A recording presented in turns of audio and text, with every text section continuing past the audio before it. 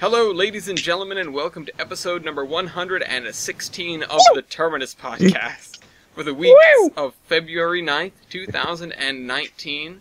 I really wish this had been exactly 1 week ago, because we would have had a podcast on Groundhog Day, and then I would have posted the podcast like 4 or 5 times throughout the day. Anyway, I am your dispatcher, Ellis, otherwise known as Train Man. With me, my engineers are Brett Wiebold and Nick Christensen, and our fireman is Chris Homan. Hi. And our brakeman this week is Doxson. Welcome back. Yay. Yay. And I sound so excited, I know. I know, you do. Before we get to... I don't know what the hell was with February 7th, but before we find out why that's odd, the train will terminate at this station. Skook.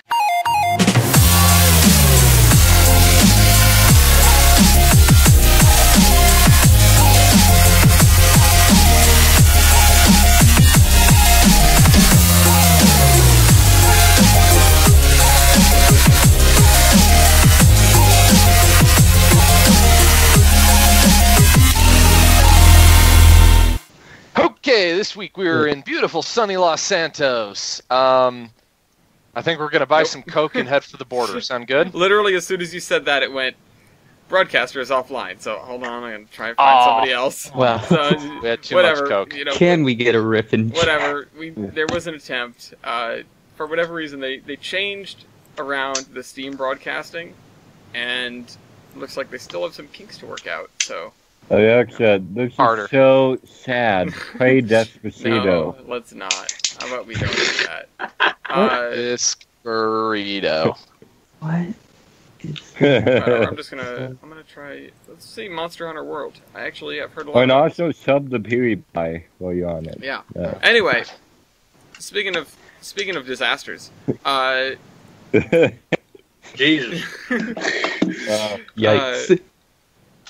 No, so the thing about the 7th, there were a lot of accidents on the 7th.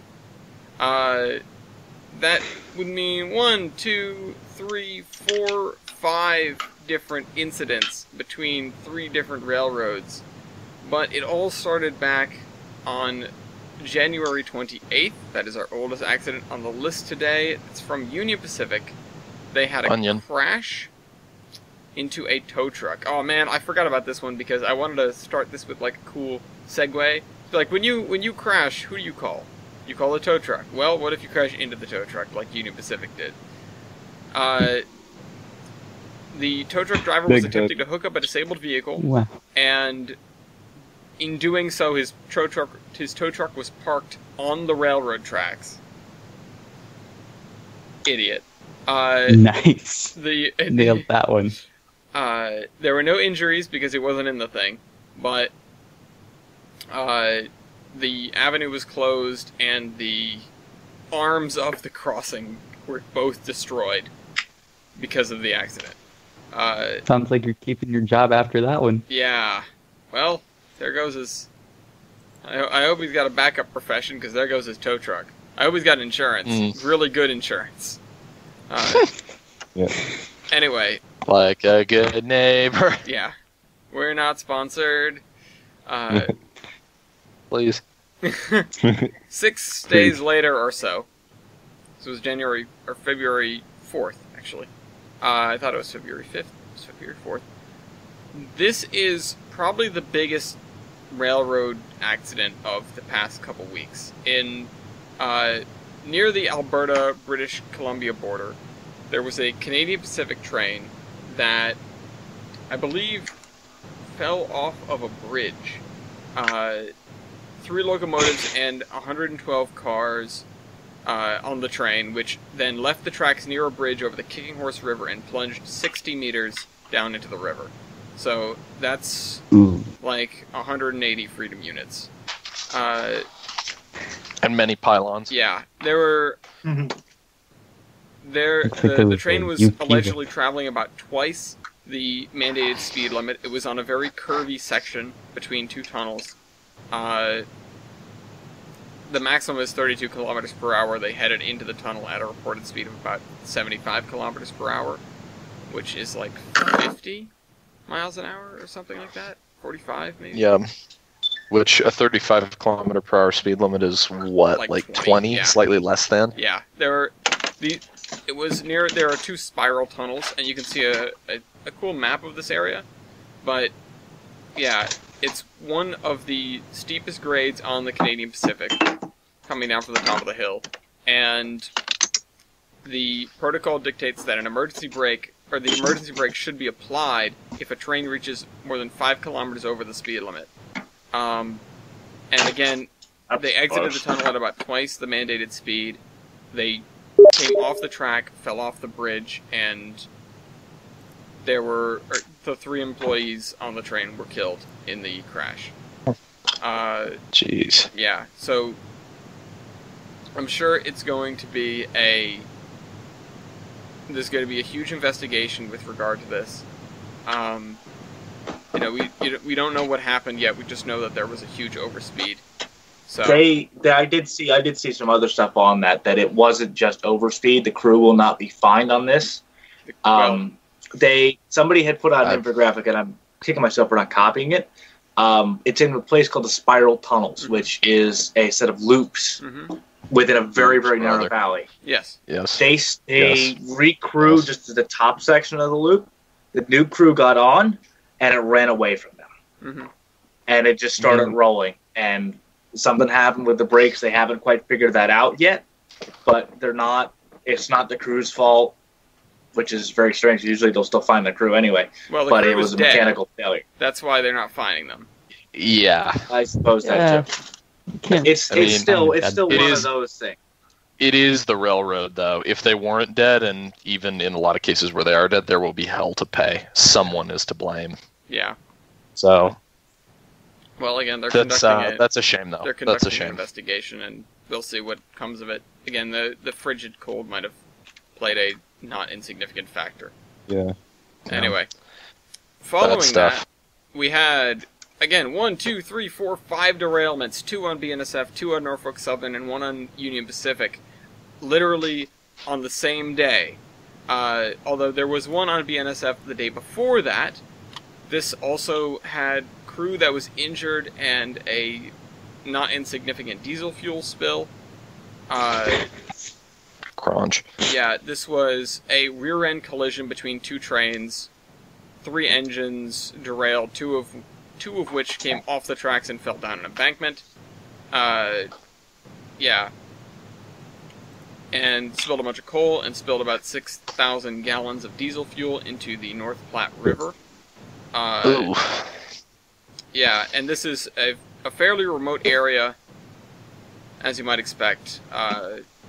Again, this is going to be another probably pretty major investigation, because this wasn't just an oops, there was, a train-to-train collision. Right. This, I believe... I mean, it was an oops, it's just an oops on a different person. Yeah, so oops on a much larger scale. Where is Windover Canyon? Oh, it's Wyoming. Okay. Yes. Okay, so this isn't the incident that I was thinking of. There was an incident that you could see on the Amtracker. We didn't get an article about it as far as I'm aware, but something happened, either presumably somewhere in North Dakota. There was a service disruption on Amtrak 7 and 8, and 7 had to be rerouted, which I watched on the Amtracker, like, where's it going? And I was curious to see if there was something about that, so if one of these happens to be in North Dakota, or if you guys have heard about something with regard to that, that was probably the thing of that. So, anyway. Oh, is this the same one? Yeah, this is the same. Okay, so there were only 4 incidents, because I have 2 copies of one of them. Okay. This was an accident in Fort Collins between a BNSF train and a pedestrian who was killed.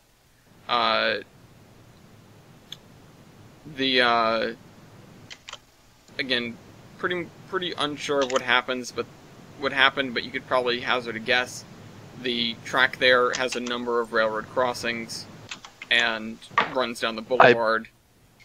I was going to say it's technically level crossing. It's much closer to street running right there. Yeah. Yeah. And it sees traffic rather infrequently, and the timing is sporadic. Yeah. So that that's what happened with that. If you want to read about that again, there's two articles about that exact thing. NS had a derailment on the same day, like I said. This one was another person fatally struck, this time an employee of Norfolk Southern, at the railroad's Bayview Yard in East Baltimore. Again, investigation. There's always an investigation if somebody gets hurt or killed. And sometimes even if somebody doesn't. Again, unclear what happened, and the employee's name has been withheld to this point. So, yeah. Rest in peace. Yeah, trains are no joke. They will get you if you're not paying attention. They tend to win. Something soda can. Yeah, Shelby messaged me the other day, like, someone got hit and killed. Oh yeah, that must have been that person. Somebody got hit and killed crossing the tracks. And I just gave her, like, the laundry list of things that have happened lately between Amtrak hits, which we'll talk about a little bit later, and all the Bright Line stuff, which, again, we get to talk about a little bit later. Anyway, NS had another oops, this time caused by ground saturation, which caused the track to subside underneath the train, and tipped over 2 locomotives and 13 rail cars. It spilled, 13 cars of coal and a bunch of diesel fuel and oil from the engines. Oops. Luckily, wait, why is the Union Pacific spokesperson talking about this? Huh? Because it's UP's tracks. Oh, okay. Coal. It just happened to have an NS unit on it, on the head end. Well, no, it was an NS train, I believe. It was just on UP's tracks. It's still their tracks, so. Yeah. Well, no, we attribute it to the crasher. So, yep. Crasher. This was in Sparta, Illinois. There it is. Had to come. It did. So, 24 hours cleanup process. The UP hazmat team was on site, and they said that none of the oil ended up in the waterways, so better than that BNSF incident. And then UP, again, so it was their track, they get another one too. There was extreme wind in Dexter, I believe that's, what is MO? Is that Missouri? Missouri. I think so. It's Missouri. It's Missouri? Okay. Hannibal Mo. Missouri. 13 cars of double stacks knocked over by strong winds. The tracks will have to be rebuilt. And they said the train didn't leak any of what it was carrying. In containers? What was it? It leaked televisions all over the street. I was going to say, there's Samsung now saturated into the ground over here. It could have been something like toothpaste or something like that. So. Also true. Oh, God. Or hobo pill. Usually they aren't carrying that. Well, that isn't on the manifest. Also, it took out a ton of power lines. Everybody shows up on the scene and it's on fire. Why does it smell like mints? There was a train derailment and fire in this area of town, and now everything smells delicious. Of candles derailed. Yeah. Now everything smells excellent. Like vanilla. Oh man, you know what would be terrible? Really good if there was a train derailment and fire and the train was carrying livestock. It's like Oh no. Want some bacon? Yeah. This is I don't think that's gonna smell like cows. You say that smells horrible. There are stories of or there's a story in particular of the DNS hitting like an elk or something, and it got pinned between the air compressor on the pilot on the front of 28s and got cooked on its way back to Durango. Apparently, it did not smell good. Oh well. Well, you know. It's a yikes. Just get out there and put some seasoning on it. Yeah. You need some rock salt on that. Here comes the Silverton with your dinner. Yeah. Okay. Anyway, all right. So that's it for that's it for the Class 1 mantle responsibility. KCS, of course, has the mantle because they never crash, I guess. Somebody needs to get out there and like pull some spikes out or something. You know, we need some. Please don't. We're already on enough lists. I'm only thinking about it because Dean is reading the Wrecker right now, and he keeps sending me messages about it. Wrecker, or I need to listen to Wrecker. Oh, that's right. You're going through them in audiobooks. Anyway, this podcast is not sponsored by Audible. Yeah. Audible, please. We need the money. Read those, definitely. Particularly the Isaac Bell series. Yes. It's great. It's huge. We sponsor Clive Cussler. Yes. Anyway. Do we? No, but we pay him money for his books, so, does that count? This is true, actually. I suppose we do sponsor Clive Cussler. Yeah. Anyway, that's the Class of Mental Responsibility. Again, if you want to read anything more about these incidents, you can see the links to them in the cargoes down below. I'm really surprised that there haven't been too many out here, considering it snowed. Oh, give them time. Give them time. Well, I mean, it's been snowing pretty bad here, too. Milky, what the hell? I want the snow. Yeah. Give it to me. I was out and about a few days ago, I think Tuesday, and I managed to see an Amtrak train pulling in as I got there and stuck around for a freight train. Then my phone died. So I went home. Oof. But it was pretty nice. But what was nicer than that was the next day, I went over to Corvallis and happened to be in a park with a steam engine. Chooch. Let's get a reef. Pacific. Yeah. Yeah. Is that a Mikado? It's a small boy. 70-ton Mikado. A tiny Mikado. Yeah. Yep. Wait, hold on. Where is this engine from? What? Where it says? It's from Toledo, Oregon, but it came from Bend. Okay. Is this thing standard gauge? Georgia. Yeah. Just the fact that Georgia's, I don't know. Anyway, it's like the paper company. Yeah, they're a paper company. I guess they have stuff in Pennsylvania. Well, Yeah, they sell it here in Oregon too. Pennsylvania also has Denver and Mexico. Along with many Rhode other Island places. has Wyoming. Texas. We have Wyoming too. Why are there so many Wyomings? I don't know. And why do none of them matter? Yeah, and why do they all suck? Anyway, we're sorry if you're from Wyoming, but honestly, if you are, I don't really believe you. Anyway. Half the population is hostile wind. Yeah. Anyway. I might get snow, actually. I'm excited. I might get some snow on Tuesday. Like 4 to 5 inches of snow, and then an inch of ice and rain. Which is a slight impediment to the fact, or it may be a slight impediment to the Providence Northern Monthly meeting, which is on Tuesday night. And at that meeting, I'm not sure if there's going to be something official, but I am beginning the process of taking over as head of electrical at the Providence Northern. I spent last Saturday there climbing underneath the layout and learning what all the wires go to and all the different functions, the occupancy detection. I learned that we have both NCE and Digitrax computers that power different parts of the layout. Oh, that's great. That do different things. The occupancy detection and the switches are all done by Digitrax modules. Yeah, it's something else. It's really kind of it's yeah. I don't know how to describe it exactly, but it's very complicated. Yeah, that's probably a good way of describing it. Yeah. So I learned that and I was like, the hell? Like I've been living my life. I've been living a lie. Yeah. I thought we were pure, but we aren't.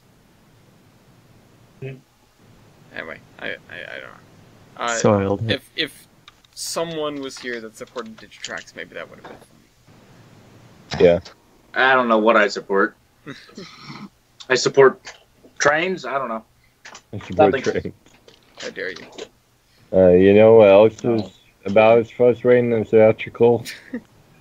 Getting a gravel pit to work in trains. Wait, why? How? 50 Vulcans. How is it? Okay. What are you doing with it?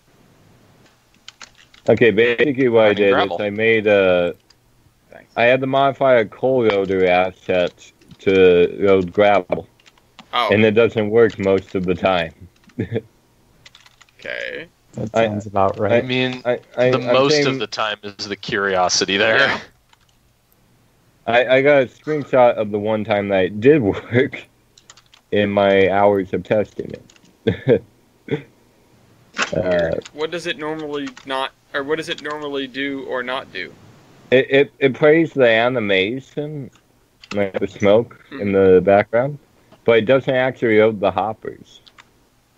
Oh. Yeah. You just had to change the commodity out, and it doesn't want to... Yeah, all I did on the asset was swap commodities from coal to gravel. And these hoppers can haul it. That's the issue. But I'll keep an eye on it, I guess. But in the meantime, I have gotten something else that works, kind of. Or at the very least, better than the scrap pit.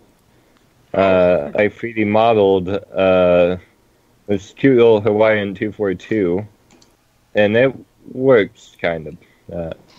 I still need to do a lot of fixing with it, but... Is it just me, or does the front... Oh, is that... Is it... Why are the wheels not all round? That's a weird thing. I got fixed later. Okay. In a different screenshot. I was just gonna say, it feels like... Whoa. It feels like that's, like, something Yikes. that is important. I mean, I don't know. Pick one. What's most important to you? That the wheels are in round, that the wheels are in gauge, or that the trailing truck isn't morphed into the number 2 driving set? Yeah. You know, Optional. That and the coupler is like 6 feet long. It doesn't need to work right, let's be honest. Also, the front truck is backwards. No. Yeah. No. Milky. Why? It just once died. It's sitting there. You made me like this. Father, Except for why? I didn't. It fucked itself. But Jesus. You did this to me. no, it did it to itself. I've done nothing wrong. So it is true. You have only yourself but yeah. to blame. I can just only picture the tender rolling like. Yeah, exactly. It does. Kind of like not even it rolls in a straight line and the wheels just hover for part of it. It just whoom whoom. It's like an I don't know how to describe that pattern besides whoom. It hunts. Step aside. Your hit is famous squirrel wheels. But other than that, going good. Probably the most detailed cab I've done so far. The cab doesn't look that bad. Simple, but, not like horribly misshaped. Not disfigured. Not Yeah. disfigured.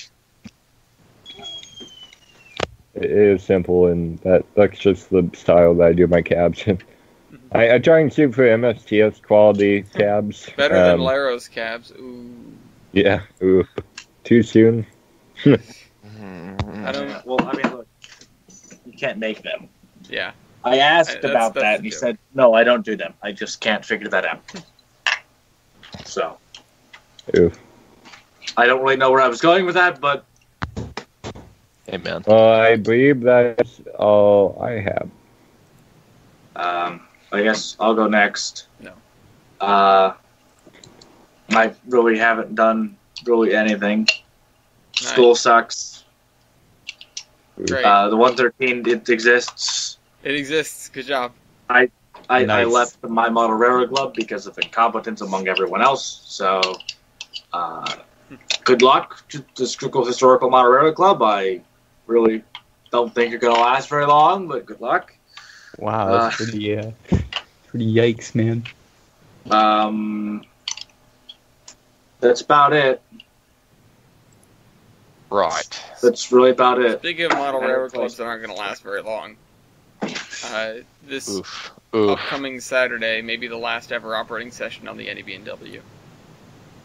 So, sad face. Yeah, there's that. Looking for a new space for it might be even in a building downtown that's on the site of the old Troy station. But which would be cool. Yeah, very cool, but it remains to be seen if, that money is ever going to materialize. You need to get the school to go for it. Which, who knows?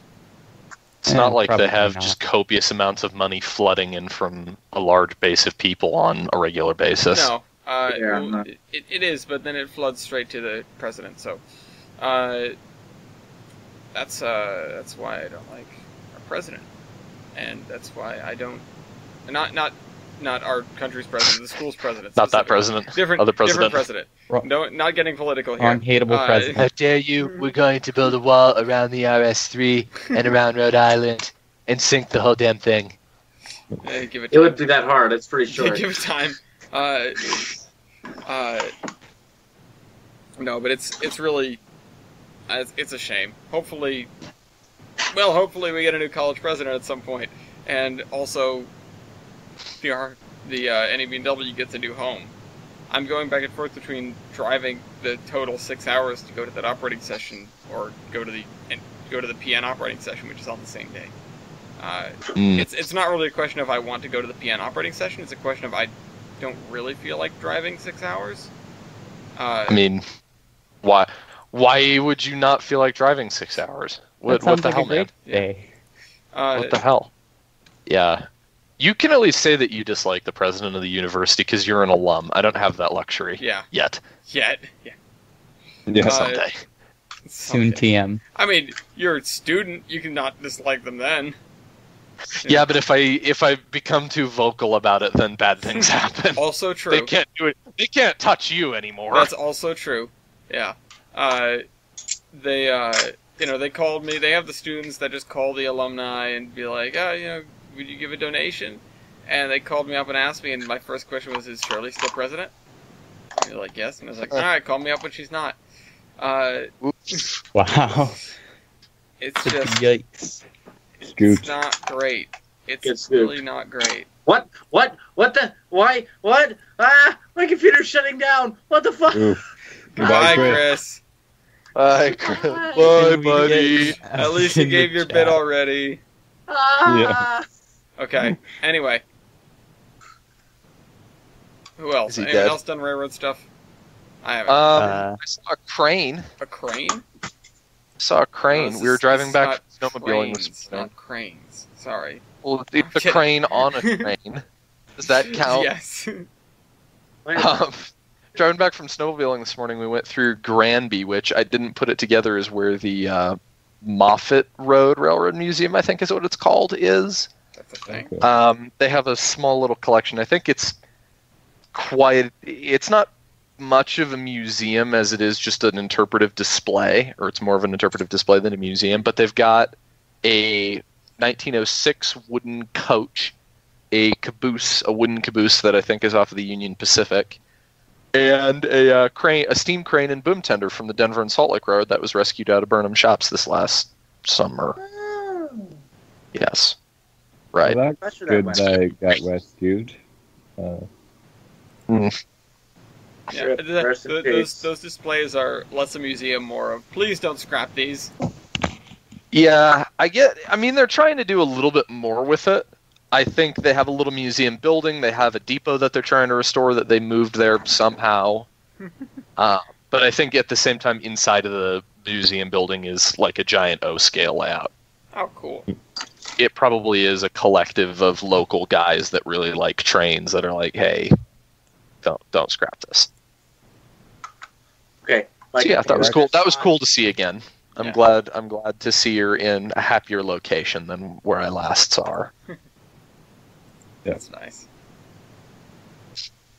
My computer has stopped deciding to die, and it's back to being a computer again. So all of a sudden, it just went da-ding, the shutdown sound, like, no, what are you doing? No. It's Would back. that bring So back where it came from is to help me?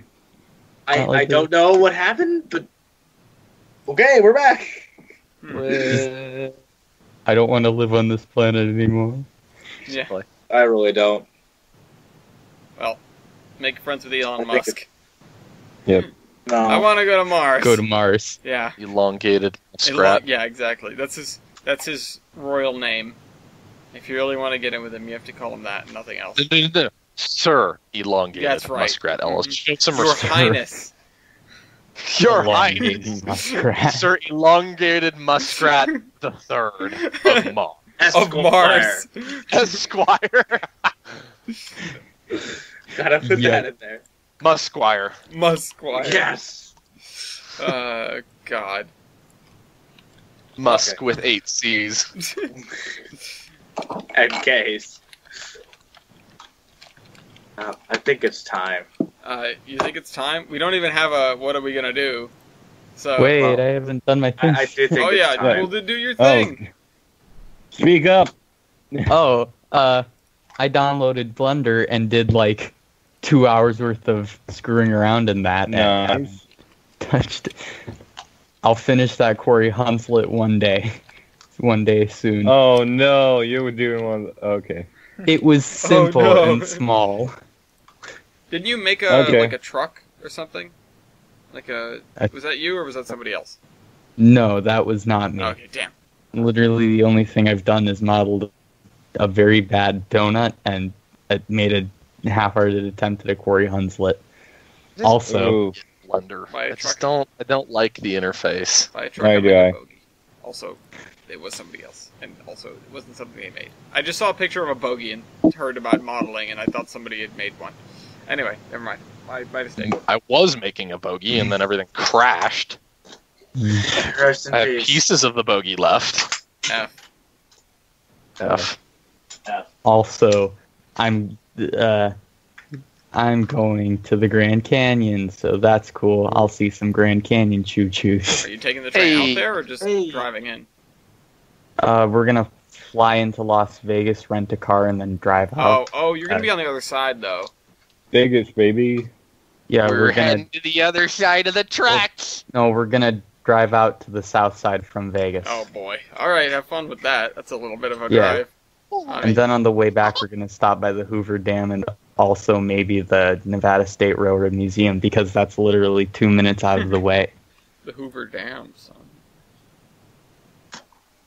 I went to look up the Hoover Dam the other day and spelled it D-A-M-N. Hoover Dam. Hoover Dam! Damn, son. Hoover! Don't mind the stupidisms that You happen all the magnificent time. bastard! I read your book!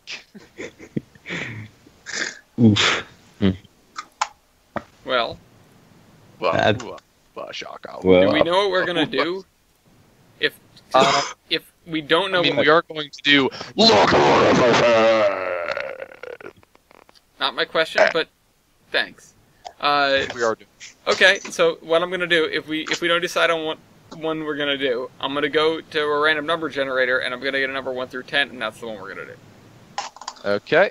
Okay. Does Sounds anybody about have right. Does anybody have a preference on which one we do from this list? This is my solution Wait. now for getting things off of this list that we've had on forever. Wait, What? It's decent. PRRT1 versus PRRS1? Yeah, that one's gonna be tough to do because the stats are right next to one another. So you really have to be, trust you. yeah, you have to Yeah. be trustworthy about not looking 2 spaces over to see what you're. Or you have to put your Google in a particular spot Yeah. to where you can't see it. Or you know, we I- can like snip the things. I don't actually have a snipping tool on this computer. I do. All right, I also do. I think let's use the random number generator. All Let's right. see what we get. Oh boy. all right. It's 4. Come And on, in number 3, 7. 2, 1. Number 8. Wow, it was on number 8 when I started clicking. Number 8. Oh Wait, didn't God. we already? Oh, jeez. Oh, it's no, the the N1. British- Pick another The one. British No. Wait, boy. wait, didn't we already do that? No, we did the N2. Remember? No! Fuck. Pick Please another pick one. another one. Jesus, no, not this again. Run. Should have. Not Nope. this again. Nope. I'm not doing it this time. I did it last time we did Okay, it. I'll do, Okay, I'll shoot do myself one of them. in the foot. I'll shoot myself in the foot and do the M1. Okay. I don't have Doing it. no idea what these engines really are, so let's just get some pictures. British. Yes, That's that what they are. part I know. British. British. Wait, what? There's 2. Okay, I'm doing this This then. is gonna be fun to UR witness. 56. Wait a minute. How many of these? Wait. I need to do some. Oh, the taffy. GWR. Are we sure we didn't already do this one? We did the N2s apparently. We did the even though we were N2s. doing the N1s. You don't remember that? I recall, but why are we doing this? They're very, very close to each other. They're Nobody exactly cares. the same engine. Why the British? I mean, boys? they're not the same engine. They had different stats. They're not. Remember, it had a. But I pose my question again. I'm not arguing this same. I pose my question again. Who cares? It was on the list. I think So it's on the take list it because off we the forgot list. to remove No, it. it was on the list because of the confusion with the N2. So we wanted to Okay. see. Well, why did we put it? Pick another I number. mean, looking through the doc, I don't think it's been done. No, It we know it hasn't. We did the 5600 versus the N2. This is the 5600 versus the N1, which is a slightly weaker N2. Yeah. Well, They look who won that? very, Who won very the last one. I think the 5600 still did. Yep. I don't. I vote. Let's do democracy. I vote we do something else. I vote for a recount. I also vote- vote that we strike this from the list. This is stupid. Get rid of I it. second that emotion. I agree. I've heard it. Motion, not emotion, but okay. Okay. I agree. All right, we have an These open things one. are If anyone with the British comments followers. wants to say one. All right. Pick another number. All right. And hope it doesn't pick 8 again. If it does, then it's a sign, and we'll just do it. Yeah, then it was meant to be.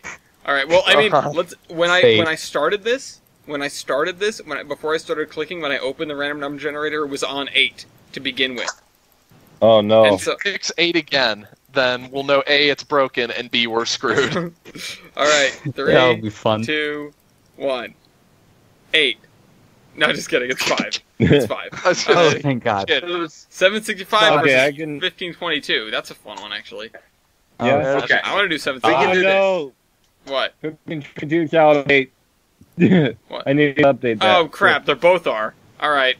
I want to do 765. I want to do 1522. All right, let's do this. So, Wait, they're both what? Out of service? they're both out of date. Out of The date. links are broken.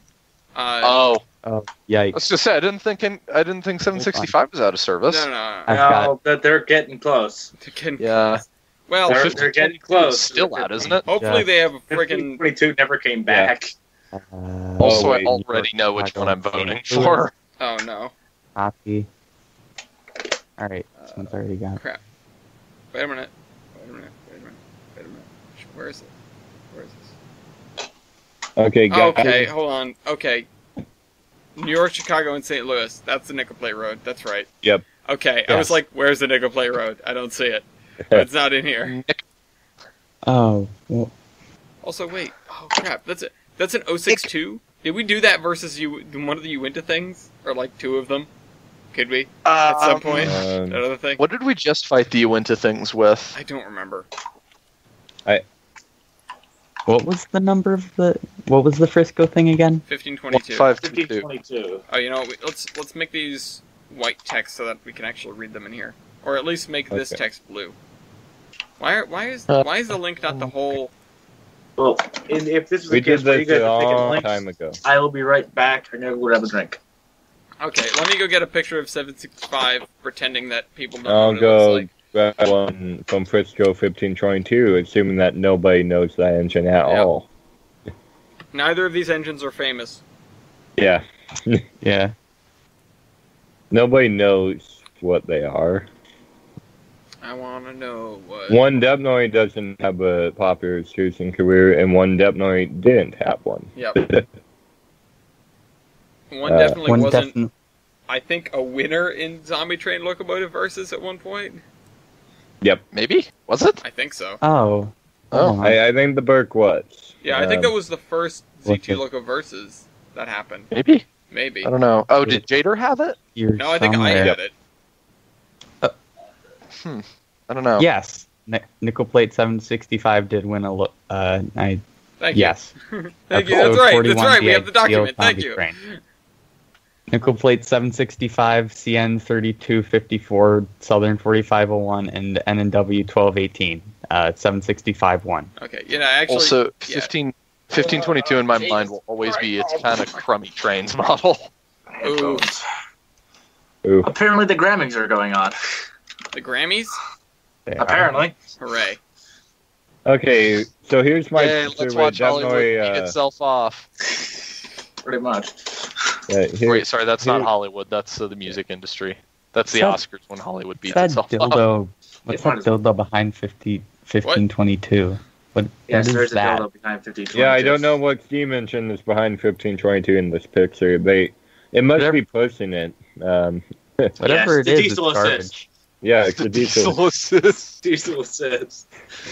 Coughs and Turbo sneeze must will have spread broken. That's why there's diseases. smoke coming out of it. Yeah. Coughs and sneeze will spread diseases. Also AIDS. Also, Yeah. oof. So, Well, ooh. that's. I don't think so, something. but I'm not an AIDSologist. Depends. Are you coughing onto her? Oh, hey, here's 765 next to a better Berkshire. Ooh. Ooh, Better birds. them's fighting words. 1225 Ooh. is better, and you can suck it. Yeah. Which one? This sounds like a job for Locomotive versus. Yeah. I mean, Except they're so similar. have we not done that- 765 versus 1225? They are exactly Check the the same. document. They're two different things. However, in today's day and age, they're just one's They're better. not exactly But they're the same. They're Lima standard Berks with a few minor changes. the same. Well, then we'll do some minor changes. All right, I Those can't minor I can't changes find a to half 1225. decent side on the picture. If anybody wants to have it, I might have one in my junk folder once I find it. 765? yeah. Yeah, I've seen Wow. seven. I mean, for the time being, maybe we should just get going. I think we all kind of know what All it right, looks I like. found something good enough. Okay. I've got one that's like hella blurry. Oh wait, no, those are all. I think those are all in the Google Docs. All right, there you go. Here's one. Thank you, though. It's very cool. Escobar. Very cool. Okay, Yeah. so You have to okay, make so one that's almost between- top thing. Hey, what? this is when it was in Michigan for that big thing, wasn't it? I don't know. Okay, Those coaches who's going look first? SRI.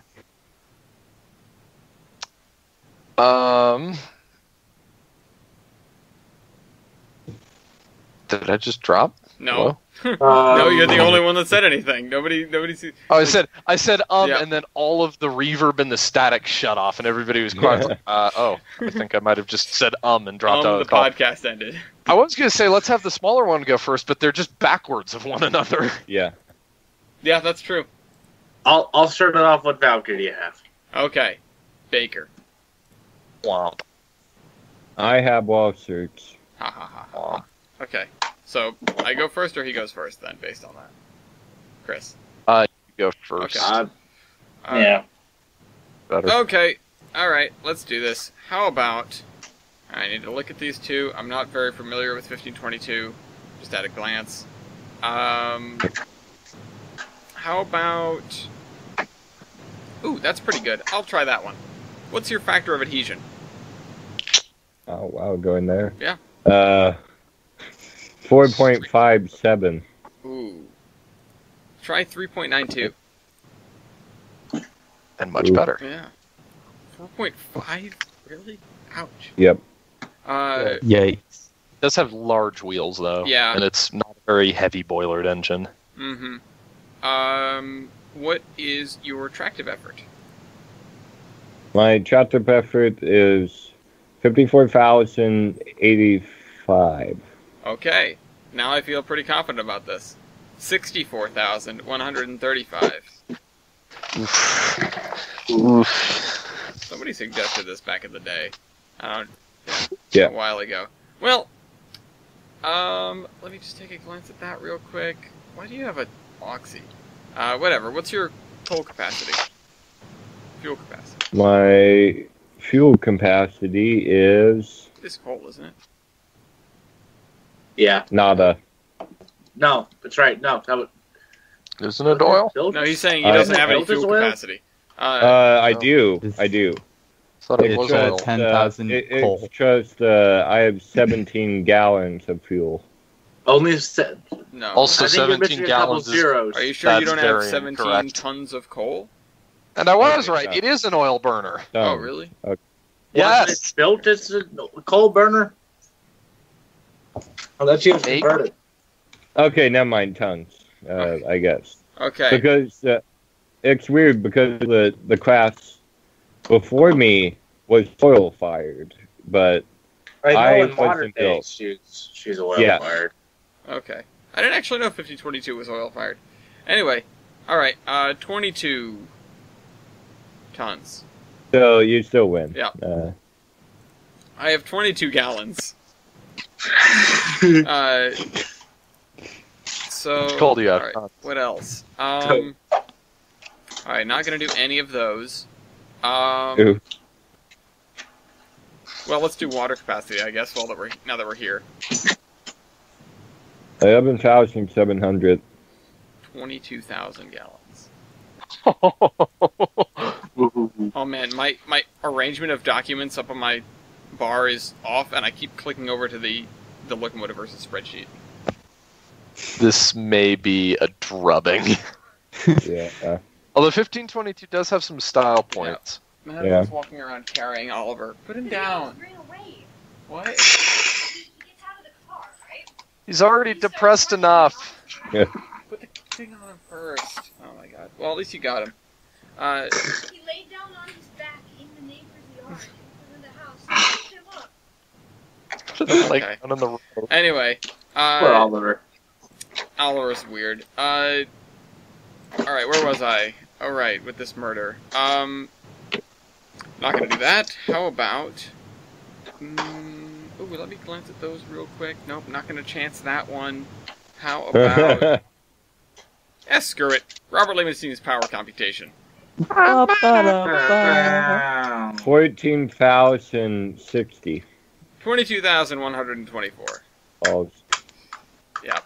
Alright, this is going as well as anyone could hope. Same as above, Yeah. plus superheater percentage. 17,013. 28,539. Same as above, but substitute firebox area for grade area. 98,010. 145,383. The next one down, power L1. 19,692. 36,464. And to top it off, this is normally the one where stuff gets flipped on its head. Power MT. 703.05. But not today. 1,280.59. Yikes. Why didn't So- someone give me an SP mountain? I don't know, we've Yikes. had this one. Suck with many C's. Yeah. Yeah. All right. Well, now I just have to keep this. I want this shutout in the points. I just need to be careful with it. Ooh. Don't get too cocky, Yeah, I'm kid. gonna try not to, but I do have to go into some other stats. Like, okay, what's your firebox area? 405 square feet. 460. A little bit closer. I thought you were going to say 406. No, that would have been fun. Great area. 70.30. 90.30. Wow. Evaporative heating surface. 4,440. 4,772. And superheating surface. 1,180. 1992. Hello, police. I'd like to report a murder. Yeah. You're missing quite a few obvious points too, I'll Alex. take the combined heating surface. Big money, no whammies. What is your combined heating surface, just for reference? 5,620. Okay, 6,764. I'm not gonna do that one. Just Stop being around the bush, Ellis. I'm trying to keep my wits about me. I'm trying to keep everything, I'll sort it out. I'm trying to stay in the lead. All right, a couple of things that I need to know. How many were built? 10. 10. Oof. How about 80? Yikes. For the nickel plate or in general? For the nickel plate. So multiply that by a couple.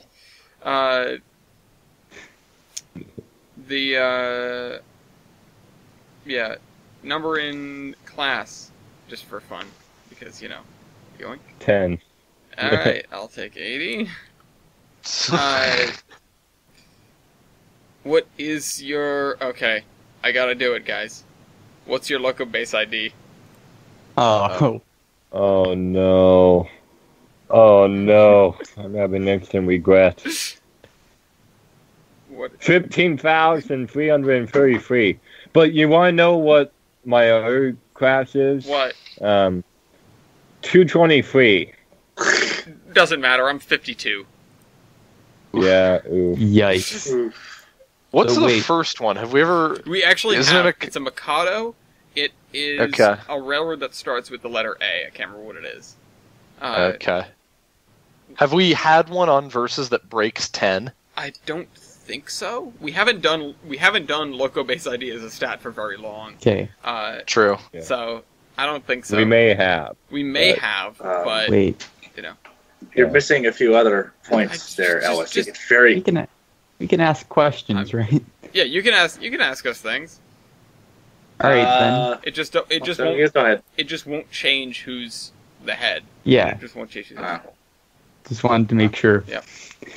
Why, do you have a question? Yeah. What's your driver diameter?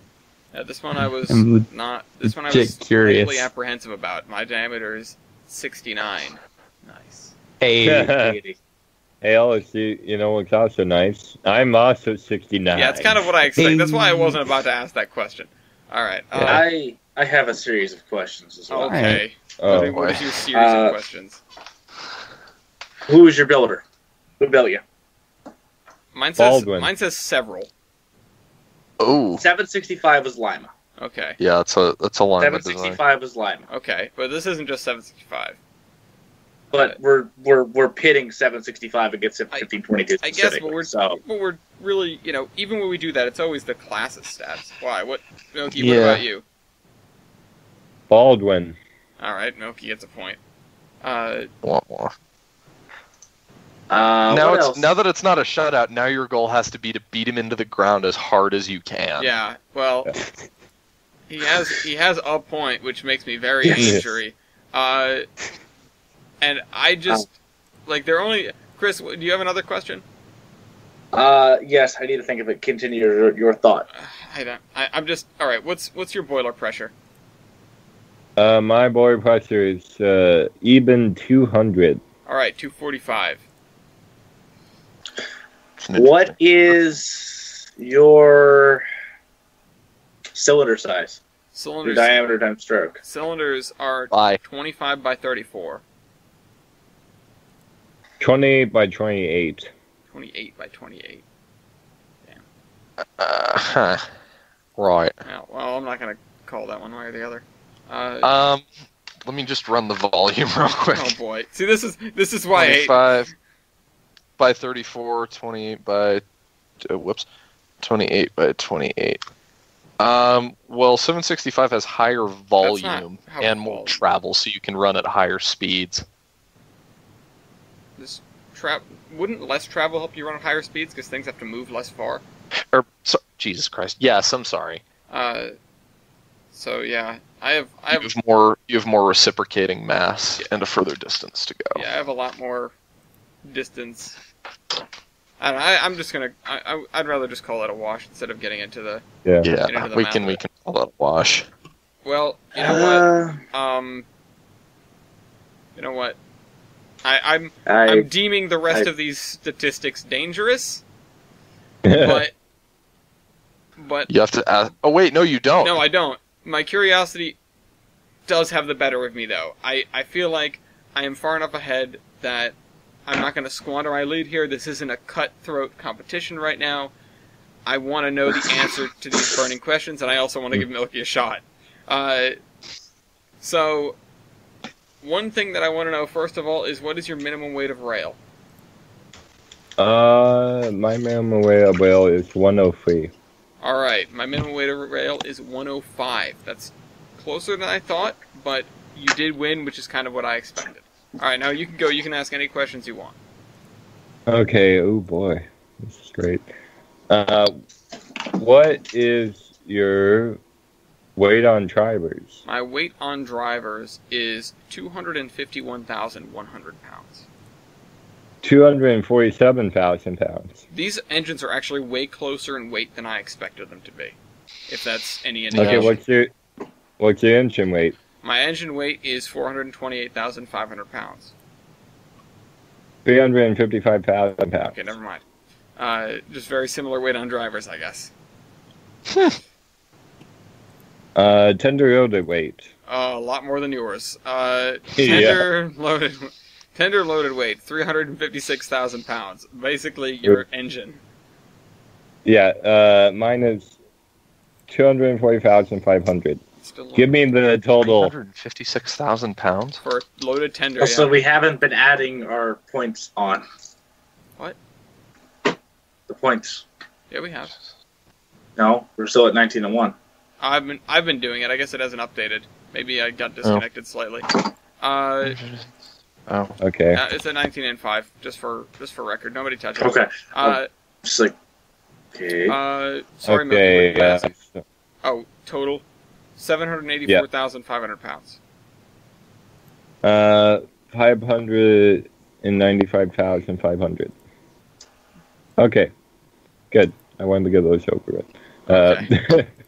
Because those are the ones I knew for a fact. Yep, those are the ones that I was avoiding. I knew you would go for them when you had the ball, but I wanted to not keep the viewers in the dark about that. This one is more of a curiosity than anything. Mm-hmm. Overall wheelbase. Overall wheelbase. I don't know. Who's going to win this one. My overall Actually, no. Overall wheelbase has tender in it. I think I'm going to lose. My overall wheelbase is 87.73 feet. Mine is 77.60. Yeah, that's kind of what I thought. Overall wheelbase, yeah. I'm not... One that I'm curious about, when were you built? 1934. 1925. That 34. explains a lot of this. So, I mean, it doesn't matter. 765 built in 44. 765 was, but... Well, yeah, but... The craft. Either way, it doesn't matter. You still win. Yep. Whoops, I just gave Milky a point instead. Oof. It's 20-7 for those keeping score at home and on the dock that isn't updating for some reason. God damn. Pick the photo dump group. What the hell's going on in the photo group? For whatever reason, I'm not properly connected to the internet over here. Yeah, Oops. that's... Your scores aren't updating still. So it's 21-7? It is What 20-7. What is your engine wheelbase? There. Engine Now is it wheelbase. This is updated? the one I was curious about. No, it didn't. Engine wheelbase is 42 feet. Okay, I think it just updated. Mine is 40.33. Violently. Shoot. Okay, just what yikes the it? hell just happened? I have no idea. Hold on. Hit the Undo button. what you did. Stop. Doxson, undo what you did. Just Control Z. Undoing. Already done, sir. Alright, well, it's still showing for me. Now I'm afraid that if I delete it, it's going to delete the current scores. Yeah. Oh, no. It's still showing for me, too. 77. It's 20 to Yeah. 77. Alright. What? Now it's 20-7 properly. Alright, sorry. What was the last one? Well, Milky, what was your... Engine wheelbase. Yeah, I said 42. You said what? 40.33. Oh, wow. Okay. Very close. Yeah, I knew it was going to be close. Alright. You get that one. Okay,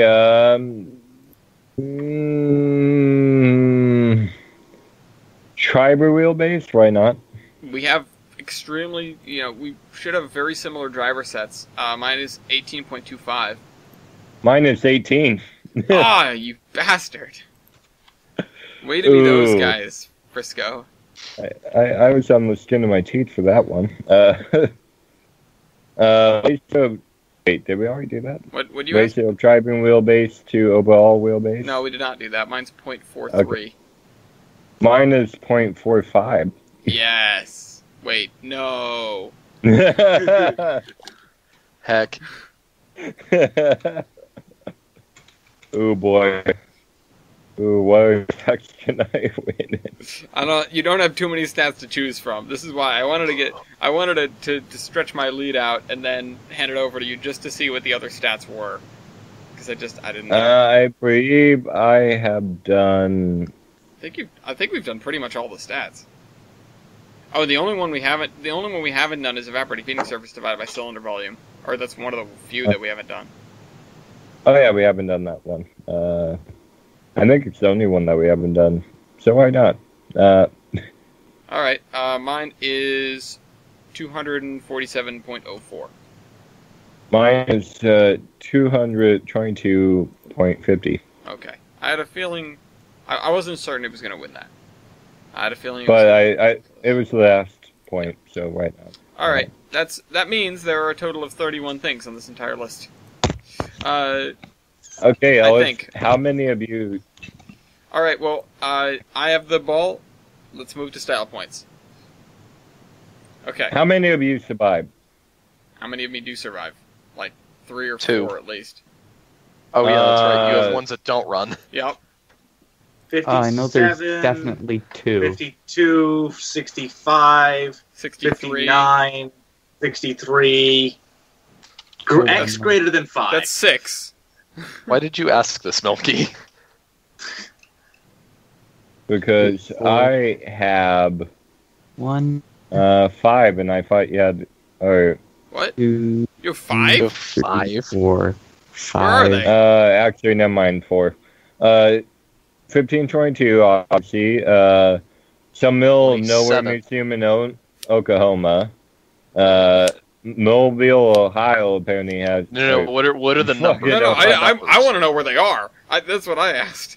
Yeah, that's Ellis' Yeah. question. Name and the I'm numbers answering too. it. Okay, 1522 St. Louis, 1526 Gallatin, Oklahoma, 1527 Spring Hill Park, Mobile, Alabama, and 1529 at the happily named Frisco Park in Armory, Missouri, Mississippi. 1527 is yikes. Yikes. Yeah, according to SteamLocomotive.com, there are 4 surviving S2s and 6 surviving nickel plate Burks in total. Okay. For whatever reason, the entire class is listed under just S. I know. It's the same way with the 1522 because there is 2 different classes of them, but one got a rebuild out of factory better than the first one. Okay. Well, so yeah, would you say there were 6 in total? No, not you. Toxin. Yeah, 6. 4 Burks. S2s, an S3, and an S22, according to SteamLocomotive.com. Okay. Thank you. All right, well, Believe that. I guess I'll take that one. But I had no idea there were 4 of those. Well, if you're counting the S22 and the S3, then I'll count my other 2 that survived from my class. From the not 1925 class. Those being 1501 in Walla, Missouri, and 1519 at the Railroad Museum of Northwest Oklahoma. But that's only if you're counting those other entrants that was said that added up to 6. I'm only counting them because they're not really any different. They were just produced at different times. Okay. You know, they're all under 1 entry on Steam Locomotive. these other 2 Milky are noticeably different. Okay. So, also, yeah, no, I'm just astonished that there are 4 Frisco things left. I had no idea. Yeah, I that's thought it was just the one. cool. Well, Yeah. but Milky, that means you do get a point in percentage at any rate. Yeah. So That's true. take that one. Continuing- Style point for the nickel plate engine for having 2 or 1 and 1 that's exactly the same from another railroad that have run in preservation rather than just 1. Oh, Style point for multiple on the 765. Style point for multiple of the class running in preservation and excursion service. that is true. That I will take. However, I would also like to give a style point to 1522 for being the only mountain type to run in preservation. Ever. That's a fair style Yeah, point. that definitely It is. is the only one. It's kind of bizarre how So- they just came and went. Yeah. In It is. the U.S. Yes. Yes, in the U.S. of course. That's bizarre. Weird. Yeah, I know. I didn't. I that would have never I've crossed never my thought mind. of that before, and I'm trying to think through ahead. It's like there's got to be other ones. No. No. Has any of your cast ever pulled an annual employee appreciation special? Yes. Okay. 765 has Not on sure. multiple occasions. Also, 765 has reached. Well, I don't know if this is a style point or not, but doing 79 on the Joliet rocket is. I was about Yeah. to say, bringing back 79 mile an hour, 70 mile an hour plus running of a steam locomotive in the United States of America, which has been unheard of for many decades. Yeah. I would say that's a good one. Yeah. That T1 9 and we'll Almost break as- that even further. For FM track. 765 for starring in most of the Norfolk Southern steam program, 21st century steam program, not the former, although it did star in it. Oh, Technically, it's not 765, but it's not 1225 either. Can we have Polar Express? No. That style point goes solely to 1225. Okay. I support that judgment. Shut up. Point for 1522 for having a disc driver. Yes, it does have a disc driver. Oh. Which is odd. Yep. Yeah, the main axle has a disc driver. I can't really see it in Better this weight. picture, but I get what you mean. Better weight distribution, which is kind of odd, but okay. Can we give I'm flexed, 765 okay. point for Mars Light? Woo woo. Yes. Yeah, I think Yeah. that's fair. We'll give 765 point for Mars Light. Even though it doesn't have it anymore. Is it possible to have a negative point? For what? Because I want to take one away from 1522 for having the frickin' air res on top of the damn boiler. Why? Well, the CNS You can did climb that up too. there, Why would you Weibold. put them You're there? a I know tall the guy. CNS did it, and I think it's stupid on theirs too. It looks kind of cool, but why would you put them up there? I don't know, Weibold. Why Maybe not? they want to encourage tall guys Because like they're you really to hard go to to work drain. on that. I guess. Clown. Okay. The drain daily? That means daily you have to get up on top of the damn engine to drain the air reses. And the Frisco probably had some tall people doing that. I don't know, apparently. So how just like the Rio Grande, I hired tall people to install their throttles. Yeah. right.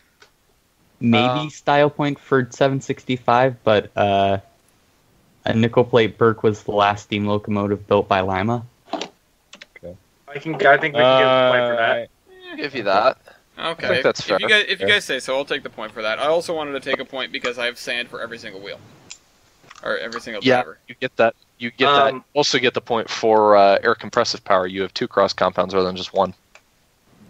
I'd also like to give a point to 759 for pulling the Golden Spike Limited in 1969. That's pretty good. Yeah. He said 69. Cool stuff. Cool stuff. You know, Point for give it that. 1522. At one point, it had a doghouse. I'll Yep. allow it. That's fine. It Flex, doesn't but have to have okay. a dog house. in the cab, I would like to give a point to 765 for having a duplex gauge, What is that? so No. that you can see No. it. You No. can see it from both sides of the cab. That's also not what a duplex gauge is. Oh, I'm sorry. Well, still, that's pretty damn convenient. I mean, a lot of engines had that, though. I'd be kind of surprised if 1522 didn't. And for the record, a duplex gauge is like the automatic gauge. You have 2 needles on the same face, not a 2-sided, gauge. Sorry. I have a booster, don't I? Probably. Yes, 765 does have a booster, but it's not operable. Well, Okay. that It's part still a doesn't matter. booster. It's there. It That exists. isn't quite a style point. Currently, 1522 is inoperable, so...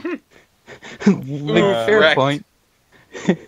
This may sound like a dumb question, but and it is because it's based at 765 and Frisco 1522 exclusively. But do you have MU?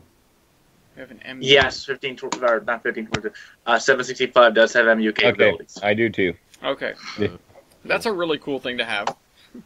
That is a cool thing. What was... Looking at cat pictures, it does not have that gauge that I was talking about. So I thought you said cat pictures for a second. two-sided I was gauge. like, what are you doing during the podcast, Chris? no, I'm looking at cat Cat pictures. Get off Reddit. Yeah, Reddit. Ooh. Two-sided gauge. I'm sure that has a name. There's a name for it. Yes. I know what the name is. I would also like to give a point to 1522 for oil firing in the 21st century. Because let's face it, oil's a little bit easier to come by than coal. No. I would argue, but we're not giving that point. Okay, fine. I will fight that tooth and nail because, I would argue that A, oil is not easier to get a hold of. B, it's way more expensive, and C, a lot of engines burn oil. Yeah, no. There's nothing special about burning oil. There's nothing special about burning coal. It's just another fuel source. And when we're doing locomotive versus this, it's not one is better than the other.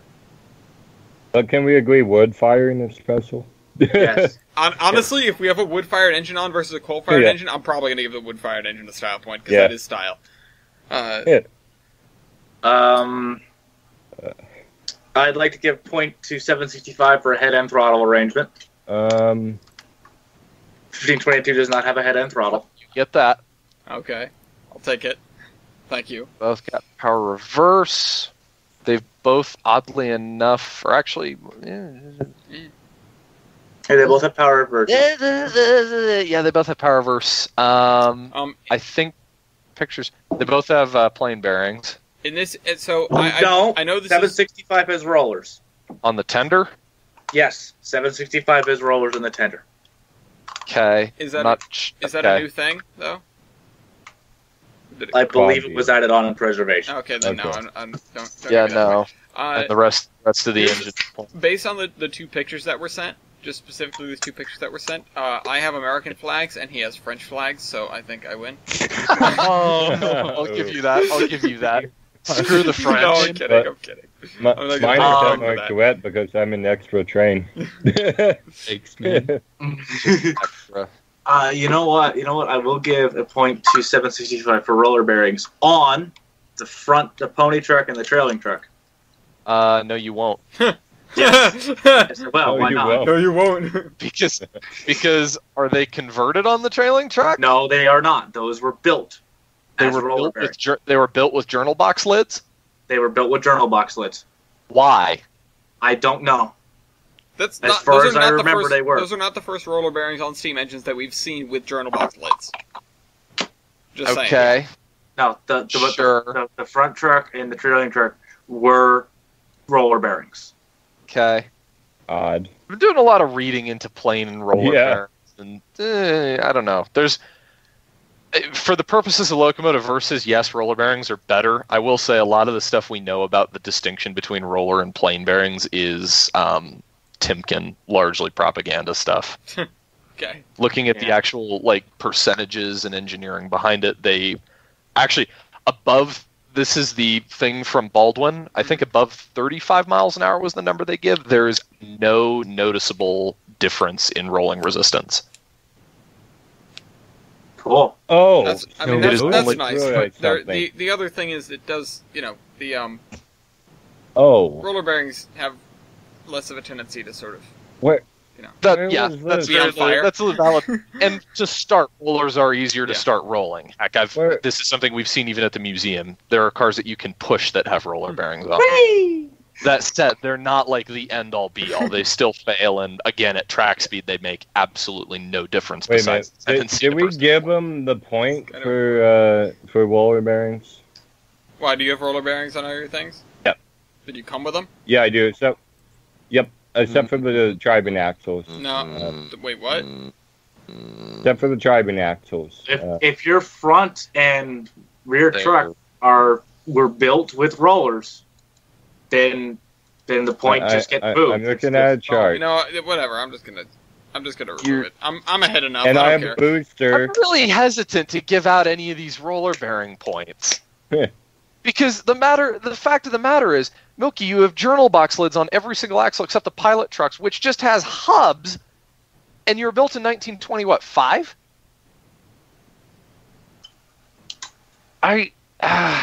Weirder has happened? My intuition is saying that no, you weren't built with roller bearings.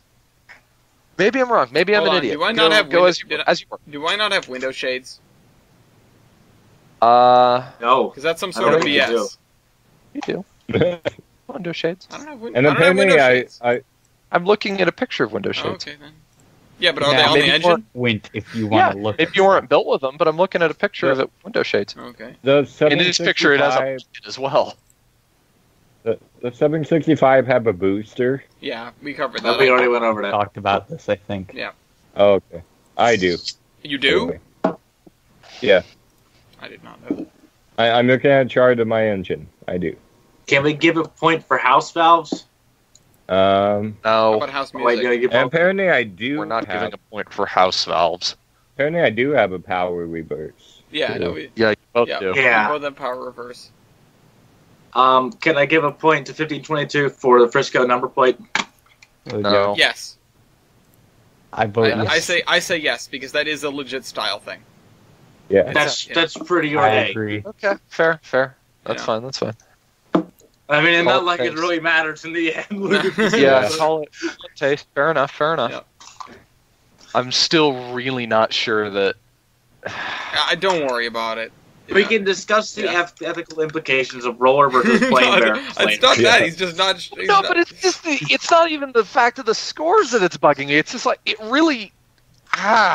We can discuss the I don't want to ethical say that implications it doesn't of have roller roller versus bearings because plane. if Milky's looking at a builder's chart Can we or like see a the folio chart? sheet, Yes. well, the chart says. You can go Chris, fat is that check a mini you? That is a mini me from when it came All right. to. Well, There- I think there we're you gonna have to go. remove a style point from 765. yeah, it's seen I'm me kidding. on multiple occasions. There you go, everyone that isn't Ellis. That's right. I mean, style points, you can probably have it. I don't care. You know. I think we're good. Let me see if I I think can the find point a has been chart. proven. I think It's so as already well. dead. Did somebody paste the thing and rearrange this so that 9 and 10 are blank? Who did that? Wait. No, I won't. Engine tender wait. Says a try fabrication. Injector. Why does it have a 26 brake? Angry muttering. Learn to run Because 6. modern. Blech. Learn to run 6 air. Blech. The modern railroads don't like 6-air. It's a damn shame. Run 6 air. Screw 26. And there's no real reasoning behind that. Just screw 26. I was gonna ask That's why. 26. I mean, 26. Like so many things I could whine about with diesel. You know, a monkey could run 26 air, which really is a positive when you look at it. It's just 26 air is known for not being quite as smooth as 6 air, but it's a hell of a lot easier to run. It doesn't take as much skill to run. And where exactly are you seeing these roller bearings? Running trains is too easy. We need to make things harder. Okay, Weibel, do you see Need the to top of replace the... Oh, there we go. Chart. All axle bearings except for driving axles equipped with roller bearings. I'm really. This is post the rebuild, yes, or this is for preservation. Yes, this is preservation. Okay, never mind then. Let's just again. Let's just move on. I don't care. I didn't know. Not even for the points. It bothers me. It's bugging me. Okay. The points don't matter. Let's just stop I'm genuinely the roller curious. bearing Welcome to injuries. Locomotive Versus, where the stats are made up and the points don't matter. Basically. Yay. Okay, let's finish. Let's wrap up. No more points. You can grouse about this later while we're in the next section. It's not. Okay. I'm just genuinely curious. After a near shutout in the oh, you know what? I forgot to make the entry in Locomotive. Oh crap! Hold on. It's gonna take a second. After a near shutout at the beginning, our final score is 30 versus 25. Or sorry, I have 30 15. versus 15. I saw the 5, my mind went places. So our winner is 765 by the Right. points. Shock. Not at all predictably. 30 to 15. And let's take in our votes. I'm gonna vote for 765, Okay? mainly because it is a mechanically superior machine and has locked up a lot of miles and made a lot of people happy. Mm-hmm. foam explosion. That's not to say 1522 hasn't, but, just more people have seen it. More. I'm torn between territorial Gloveworld-isms and territorial Midwesternisms. Well, did you just say Glove World? That's Michigan. Yes. What else is Michigan? I don't know. People who are drunk. I mean, I'll be decisive in mine. 765, because I've met the guy that led the restoration on 1522, and he's an asshole. Ooh. Ooh. Ooh. Hope he doesn't watch this show. Yeah. Who was that? Maybe that's not fair. That's not to say he's an asshole. I've met him before, and he was a dick to me. So Fair. Okay. Who? I don't even know his name. He introduced him. The way that he introduced himself was, I'm not even sure I could do it justice, which is really saying something because he was acting like a self-righteous cocksucker, and typically I'm good at that. Wow. He introduced himself, and in the first 30 seconds, he's, I'm the one who led the 1522. Aren't I impressive? Oh, look at me. Oh, yeah. Oh, well. Joke's on you. That wasn't even the guy. For you. You seem so angry. You just made that up. What do you mean I just made that up? I'm saying he just made that up. Joke's on you. He was making that up. Yeah. It wasn't him. Probably. Yeah. He's some bum. Yeah. He was some bum, and even if he is the guy that restored 1522, he's a bum. Moving on. Bum. Wow. That's pretty Man, harsh. throwing man. out those harsh insults. Screw You're a bum. So harsh He's today. a skook. Alright, anyway. He's a meaty face. So, that means, Noxon, you're the only one left. I'll go with the territorial Midwesternisms and vote for 765. Alright, 765 sweeps Pity vote. it. No pity vote. No pity vote. No soup for you. Speaking of things that don't even soup, 1522 loses hard, not clickbait. 1522 loses. You suck harder, and you should feel that. And Young suck. Tuxville. Anyway, I wish I had a great segue prepared for this, because I would love to be like, speaking of things that suck, but I'm not looking at my news right now, so somebody else talk I don't know about something things that sucks. suck. Oh, But speaking you know- of things that don't suck, suck, train because travel they're sucks. tight. Hold on, what? Many people talking at once. Yes. Speak of things that don't suck, because it currently doesn't blow either. It's airtight and watertight. Nice. 4014 had a hydrostatic test these past weeks. Woohoo! Lots of good stuff. Took it up to, I believe, 300 is what they took it to. So it operates at 250. No. I don't know. What is it supposed to operate at, Chris? Do you know? 300. It's supposed to operate at 300. So they took it to 375. yeah. Thank you. Okay. So they took it to 375. That's cool. All kinds of stuff there. Also on 4014, they put the front engine back under it. I think we might have touched on that briefly last time, but it goes a little bit, more with this one.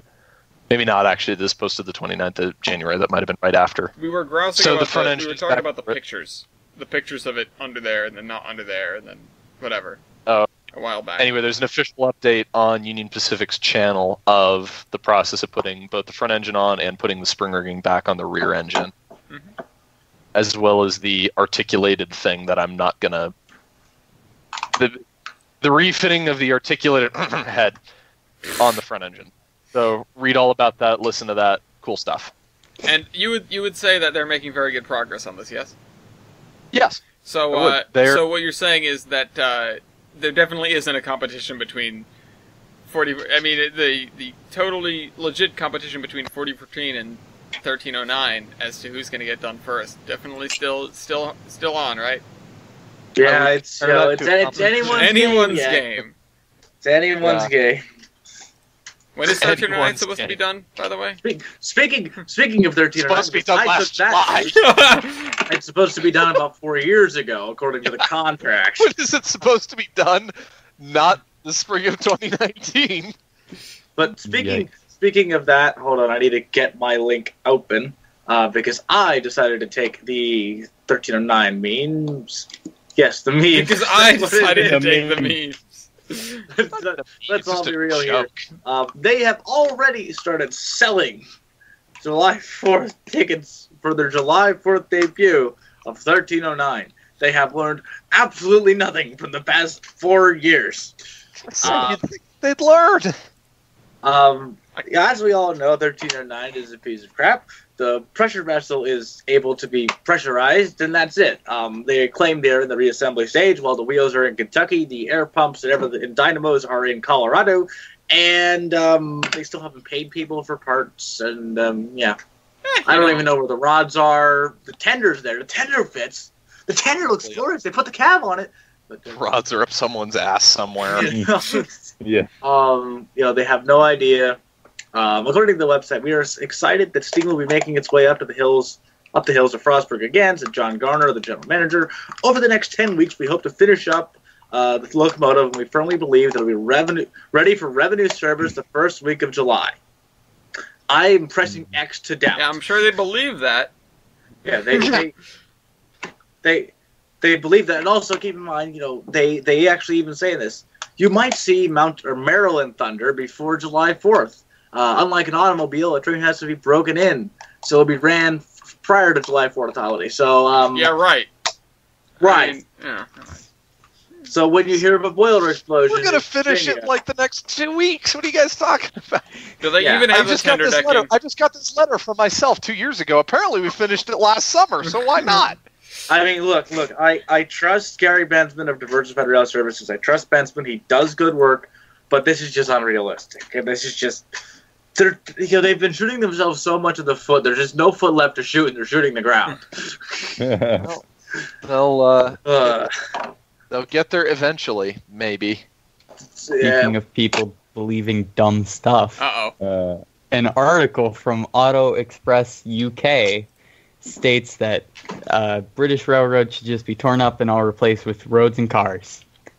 Cue George Carlin. Yeah, tear them up, turn them into roads. I love how British the opening line of this article is. It's so British.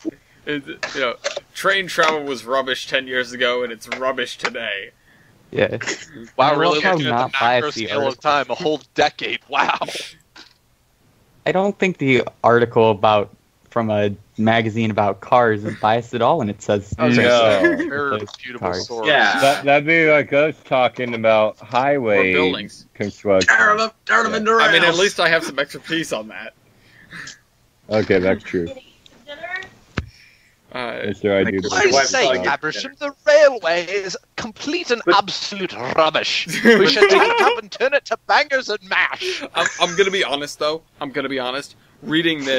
Reading this article is hilarious. It's just British dry sarcasm. In the recent past, "We're getting there" was the official slogan of the train industry. "We're still not there" would be a more appropriate and accurate chant in 2019. Wow. So I love it.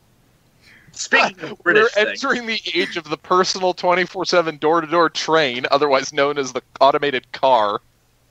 Oh my god. Up to 5 or 6 colleagues, mates, or family members. Given the powerless state of our rail industry, this solution can't come fast enough. Absolutely ridiculous. Flip side of the coin, however, have you guys heard, this isn't so much news, I don't really have an article on it, just gossip relating to railroads. Oh no. Listen, we are a reputable news source. We do not engage in gossip. What is it? Tell me. We're not. Of course not. Yeah. I was gonna say, I just finished bashing whoever restored 1522, so why not? Yeah. I believe it's the governor of New York that was just elected. The lady. Is she the governor? I don't know. Cuomo. You know what I'm talking about, right? Not Cuomo. No, Cruz, Is right? And something or Teo Cruz or something like that. Maybe I don't know. It's some. I have to disagree. The girl from New York who's making waves. Yes, soon. There were a bunch of. The borderline socialist. That one. Oh, yes. Cortez. Yeah, that one. Was quoted recently saying something to the effect of, in a decade or so, we need to have outlawed all travel in the country that isn't by high-speed rail. Okay. Somebody ran the also numbers. saying we need to remove airplanes from the skies. Yes, that too. That was part of it. Yeah, I know. There were a lot of grouchy people at the train club, like, she just wants to take down all the planes. Like The statement also wound up on r/crazy dictator idea. Wow. Which I didn't know was a subreddit, but I It's such a great subreddit.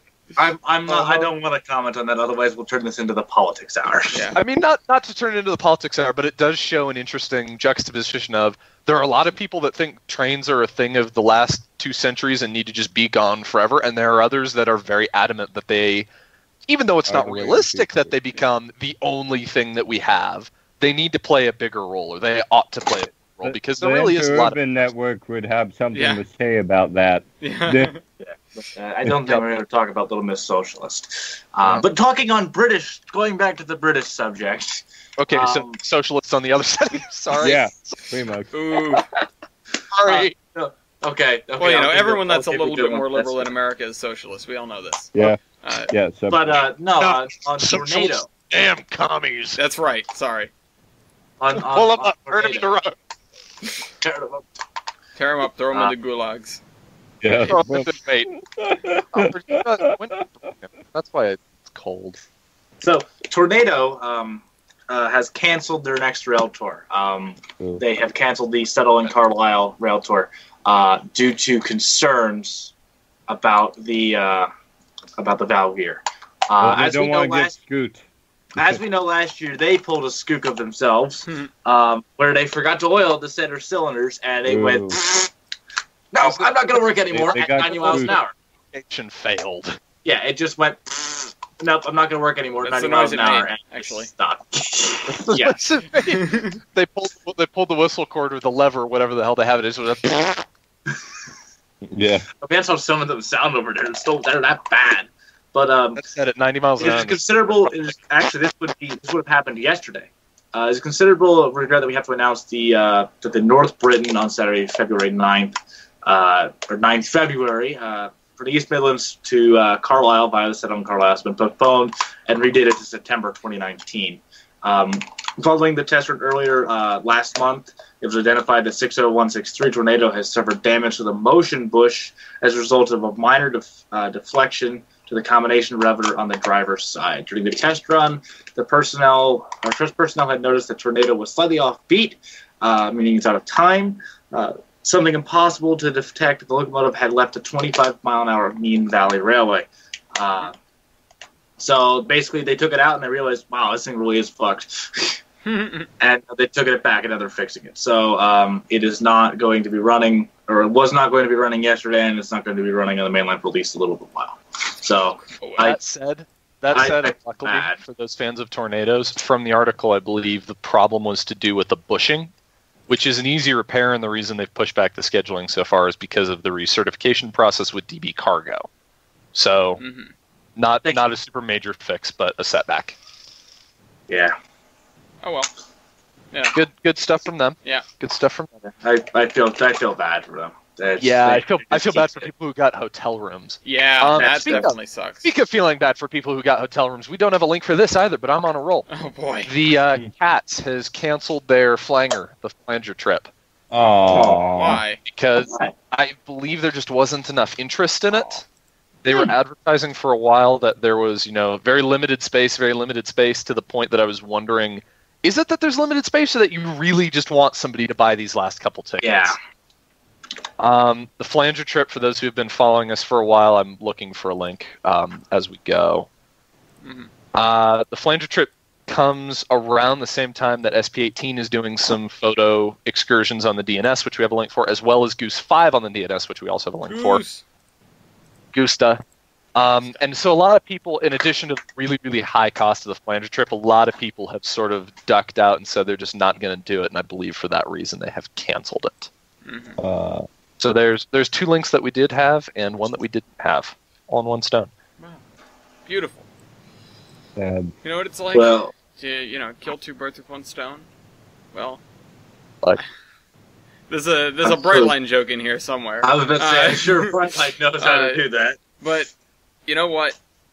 Brightline only killed 1 person recently, so I can't really make that joke. There was a pedestrian killed by Brightline in Hollywood? In Hollywood, Florida. I don't know where that is.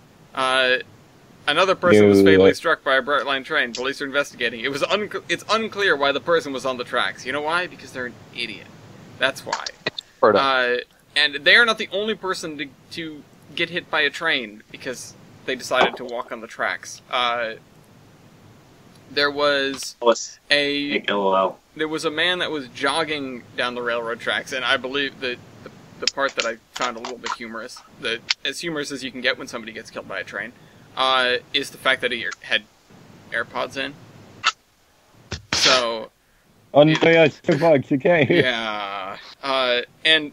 as the meme reality. I'm going to hell for this. You know.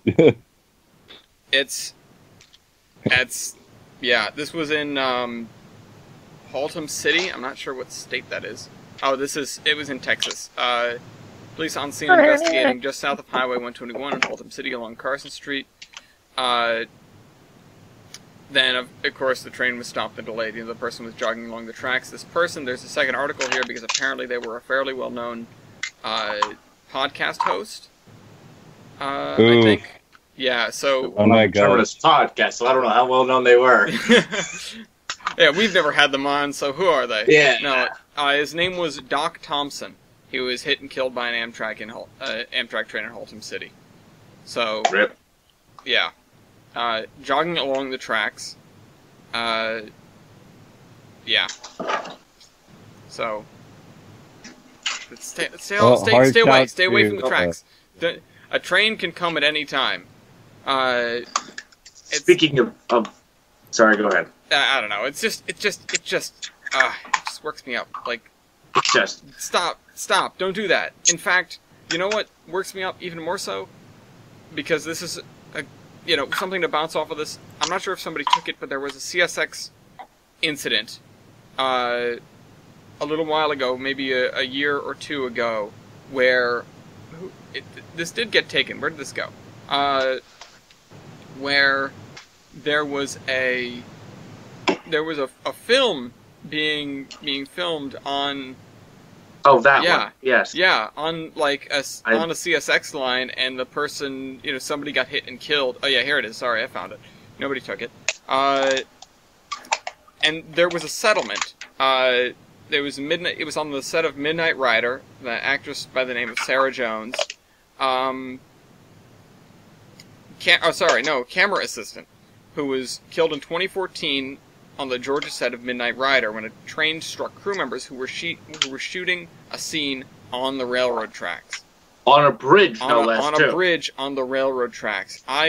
It frustrates me not only because that happened, but then because apparently CSX has to pay a settlement because somebody got hit by their train. Yeah, that's bullshit. Yeah, they got a damn good lawyer. I'll give them that. Yeah, right.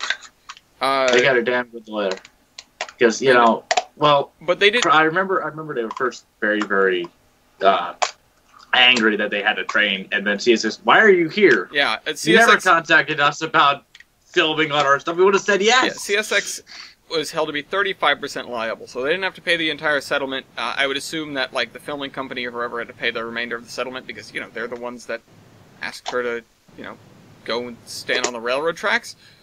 Don't do that. Although you don't know. Maybe she got told, "Oh yeah, we have permission," or there isn't, these tracks are closed, or whatever. You I don't know. You can only be skeptical to a certain degree because just refusing to do your job is. Obviously that won't go too well for you, but it's not her fault. Is my point. It's not her fault because she was just doing what she was told, and she may not have known that those were even active railroad tracks. So, I'm upset that there had to be a settlement, but I'm more upset that somebody was killed in the first place. Yep. Anyway, you know what? While I'm on this. There was another injury, allegedly a mysterious injury, in Truckee. 22-year-old Alan Salazar was found severely injured along the train tracks.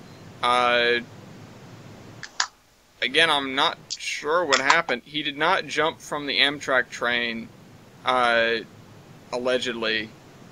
I don't know. It's very sort of bizarre. There's nothing to suggest he was involuntarily removed from the train, but he insists that he did not jump off the train either. So, I don't know. I don't know what the hell's going on with that. I don't know. Something. I don't know. Maybe he was drunk, but drunk people do a lot of weird things around trains. For example, getting into one and trying to make off with it. This was an intoxicated man in, I went into the city, it was in Siskiyou County.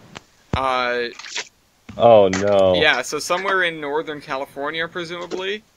Yeah. And, yeah, the Mount Shasta Police Department. Yep. He jumped on a moving Amtrak train in California while he was under the influence, and he blew the horn and was trying to manipulate the controls. Wow.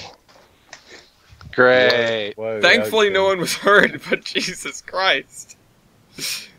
We are Mr. Engineer! Yeah. He just wanted to play Chooch. He wanted to play Chooch real bad. There are places where he can pay to do that. Amtrak is not one of them. Don't do this. No. There are plenty of museums that'll let you do that. Yep. Anyway. Speaking of museums?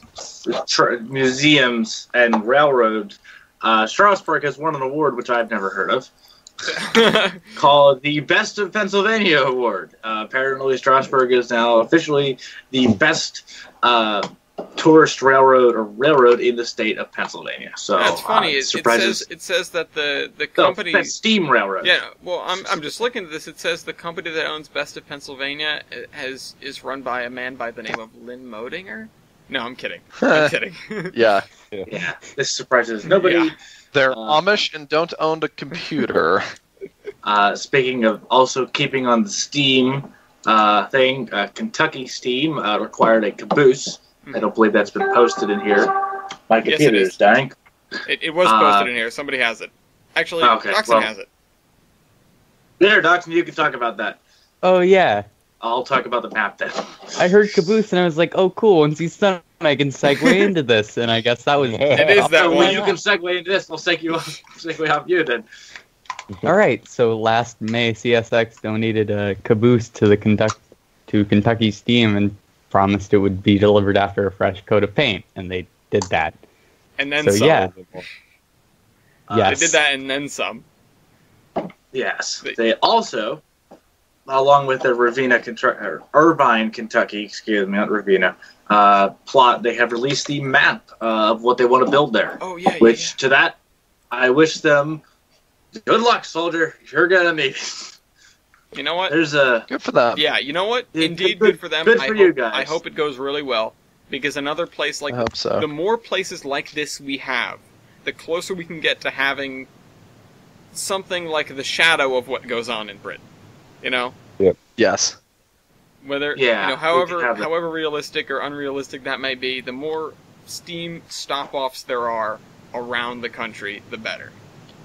Yes. Mm-hmm. Yes. Speaking of Yes. Thank you, Kevon.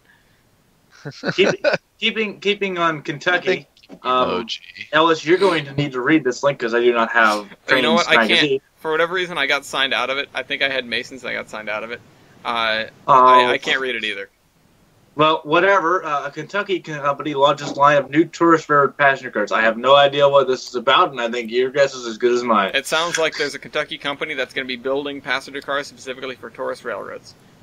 I guess. I don't know. Their guess is as good as mine. All right. Well, good luck, company. Yes. Yeah. What's the article on this one? I just moved it. Why, do you have thing? No, the doc just isn't updating, and I wanted to read it. Oh. Well, you can't. Ooh. Unless you have a Trains magazine account, because you got to pay for everything 5 times a week. Yeah, we just read the we just read the headline. Okay. That's all you can read. You can't even read more than that. Well, speaking of get window shopping. What? Speaking of things that we can only read with the headline, no steam at Hebrew Valley in 2019. I don't think there's really much more to elaborate on that point. Well, let's just go there and pester them in May. You know, I'm sure they would love that. But that's all I could read. Railroad manufacturers, domestic and foreign. So between that Kentucky company that we don't know the name of, and a company that I don't know the name of in Pakistan. People are building some coaches in-house. Pakistan has said that no passenger coach will be imported in the future from next year. So they want to be building all of their equipment, at least their passenger coaches, in Pakistan from 2020 onward. And I think that's ambitious and very cool, and, you know. Good for them. I don't think they have much of a demand for passenger travel there. I mean, or at least there's not going to be that many coaches because it's fair, but as much as there's not that many lines. It's the middle of the desert. Yeah, good for them. Yeah, good for them, though. That's cool. Speaking of foreign in that direction, Conrail has migrated to Estonia. The Great Conrail Migration. Yes, the Great Conrail. They do this every year. There are multiple Conrail units over in Estonia, over in the Ukraine, that are hauling. Hey! Well, What? What? Hang on. What do you want? What do you want about? What are you wanting about? What's happening? Also, it's not the Ukraine. Lubo was very Yeah, emphatic on that fact. that's what I was. That's what I was. Oh, on that's what about. you were on about? Okay, I was gonna say that anyway. Okay, yeah, it's just Ukraine. I really quick checked just to make sure I wasn't wrong. Estonia is a country, Chris. I'm sorry, I consider it all one area. And Spartacus Wow, is equated that's to- racist. Ignorant American. You also consider Spartacus a city. Yep. Screw you. Screw all of you. But, yes, sadly I cannot get the picture anymore. However, they have, I believe they're also re-gauged to 42-inch gauge. What the fuck? And they're Conrail U-boats, U-30Cs, U-28Cs. Pretty much junk stuff. Cool. Ooh. Leave them in Conrail paint. They're And they are really close to the country's flag. Yeah, they are left in Conrail blue with Conrail markings, just with the word Conrail striped out in Estonian State Railways or wherever. Good. Estonia. Glad it's done, yeah. That's pretty good. Yes. Oh, so Very nice. I mentioned Lynn Moedinger, right? We actually haven't talked about the fact that Strasbourg has a new president. We talked we said that Lynn was leaving. We didn't talk about the new person. I actually don't know who they are. And I'm loading up the article now. What the hell is that noise? Who's juggling pots and pans in the background?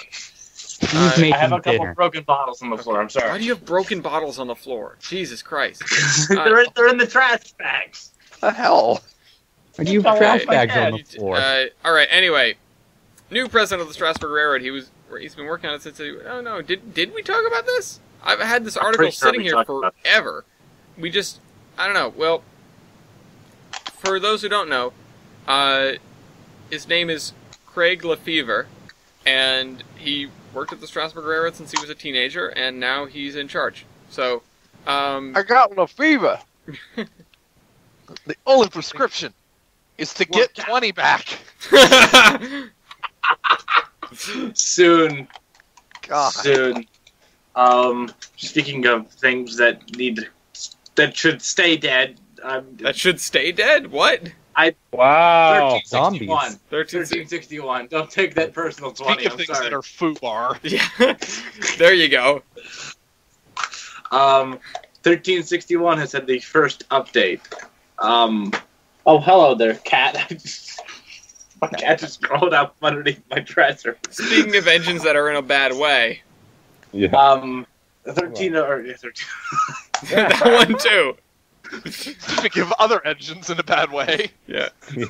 1361. The Altoona Mirror had posted an article on 1361 with the Bennett Levin and all that, all the money and all the dick stroking and everything else, saying that they're just going to scrap everything and do it all over again, and that's just about it. Well, they said specifically that they're trying to get a new boiler. Yeah, they're going to be getting a boiler. They're in here. There is a. The article goes into why the Pennsylvania Railroad boiler is pretty crappy. Yeah. It also makes note of the fact that most of the locomotive is not a K4 anymore, and it's mostly an L1. You know, they were designed to be interchangeable anyway. Yeah, I know, matter. but still, like everyone always argues of like, hey, well, hey, it's Hey, put an L1 number plate on it. You wouldn't be able to know. Well, but it's like people always argue with Penzi engines. Well, it's original. No, it isn't. It's original to something. We're not sure what. Yeah, it's original to something that isn't this. Yeah. Yeah. Well, I remember there's a reason we gave that engine the name Theodore, because cut down you can call it Theo, which is pretty close to Theseus. Yeah.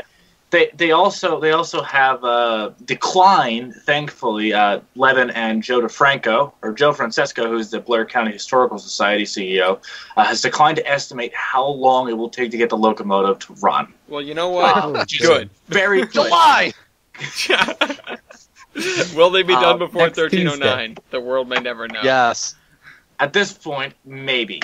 They also did in some here, they're estimating about $3.8 million in government money has been spent on the restoration effort. Where that money has gone, nobody knows. But they are completely backing out of the government. It is all going to be completely privately funded through donations and through the museum. It is not going to be subsidized in any way from the Pennsylvania state government nor the federal government, which I think is great. Because once you get that kind of money, it all kind of goes to your head. And where does it go? Nobody knows. Yeah. Money laundering. Away! It is a shame that so many of those projects go that way. It is. And, I'm glad that it is coming back. It's that I have a soft spot for 1361, of course. I have to. Yeah, I think it... I have a reluctant soft spot for that engine. In my opinion, I really think it should just stay dead, and they should start working the other one. However, with all the trouble they've had at the museum out there with embezzlement and stuff like that, which I'm not sure ever came to public light, but I know it has been resolved. That's good. For those who do not know, there was embezzlement problems with the 1361 project for a number of years at that museum, and those have been mostly resolved. I think it'll. So that's where the money went. Yes. Yeah. Wow. I don't know where the money went. There was talk, somebody was embezzling the shit out of that place, but where the money went, I just don't know. Yeah. Well, I have no idea. My thing is that a lot of it just went. It's anybody's guess. A lot of it didn't go to the embezzlement. It was a problem. It was a problem on the museum side as well. Yeah. Well, the issue. But a lot of it just got spent on stuff that never got completed. Yeah, and the issue that you'll notice with restorations that take a long time is if you've got anyone that isn't volunteer, their salary starts to suck on the funds, because the longer it goes on, the more you've paid to them. Not like they get more over time, but just like that's a money suck. But guys that get paid to do this are horrible. Yeah, they suck. No, right? Yeah, who's that asshole? Those guys are assholes. No, it's not. It's not that. It's not that. It's not. Oh my that, God! Yes, there's an article for this. So if it wasn't clear, I'm completely joking. I know, but I have to clarify. It's not that if you get paid to do that, that's a problem.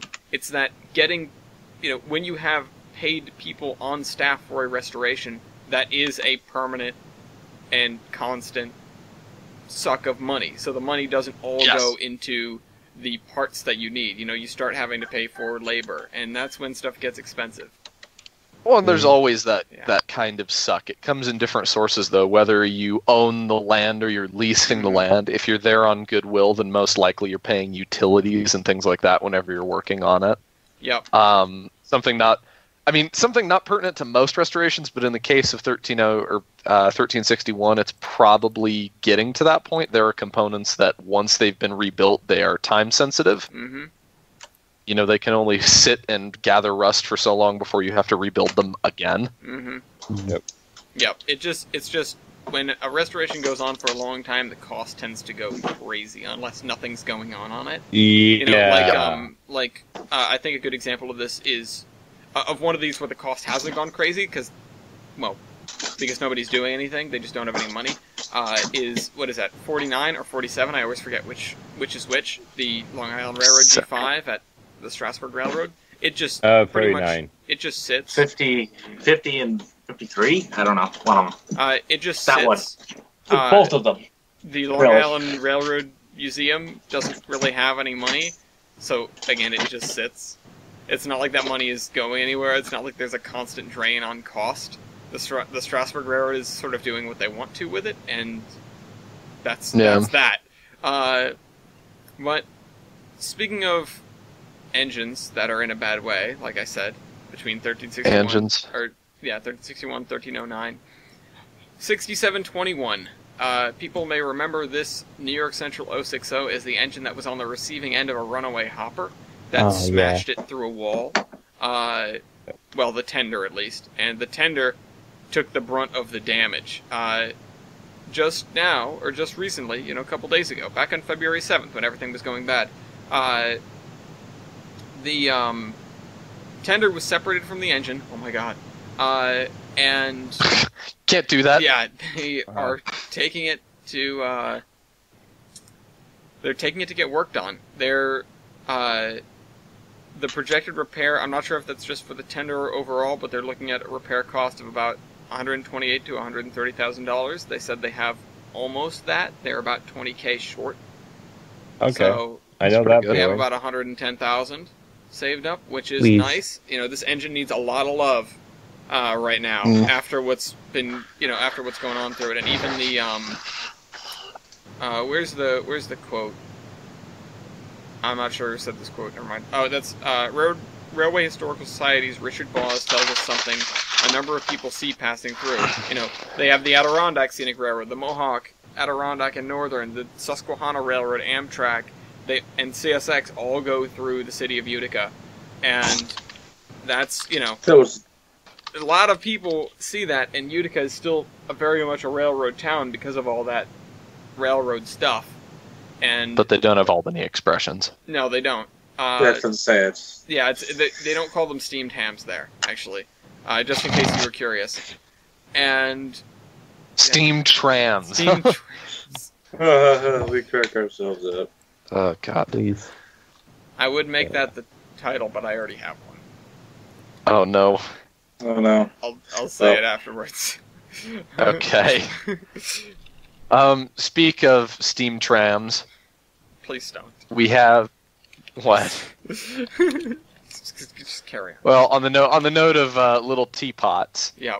We have 168 has had some work done on it recently at the Cats. They've got a patch on the firebox done, or I believe it was on the firebox. I think it's by the rear. It was on the box. Yep. I'm looking at the enlarged picture now. Yep. It's on the bottom part of the keyhole right next to the rear knuckle on the engineer's side. Good stuff, cool stuff. They look like they got some brand new stays in. Cool stuff. They brought it out and shoved it around on the line a little bit, which there's a video we can provide a link to.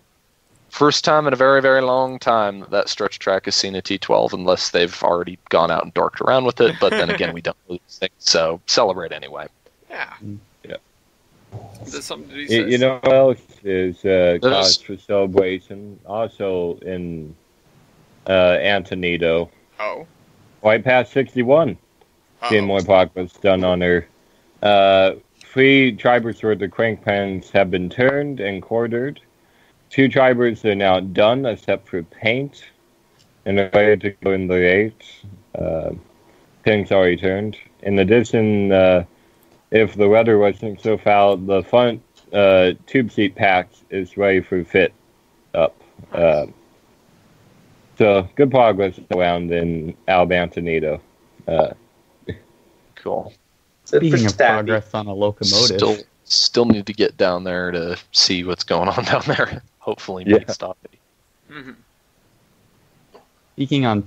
Speaking of progress on a locomotive, American Steam Railroad Preservation Association, Inc., released in December, so this is kind of old, but they released their update on Reading 2100 and the year in review for 2018.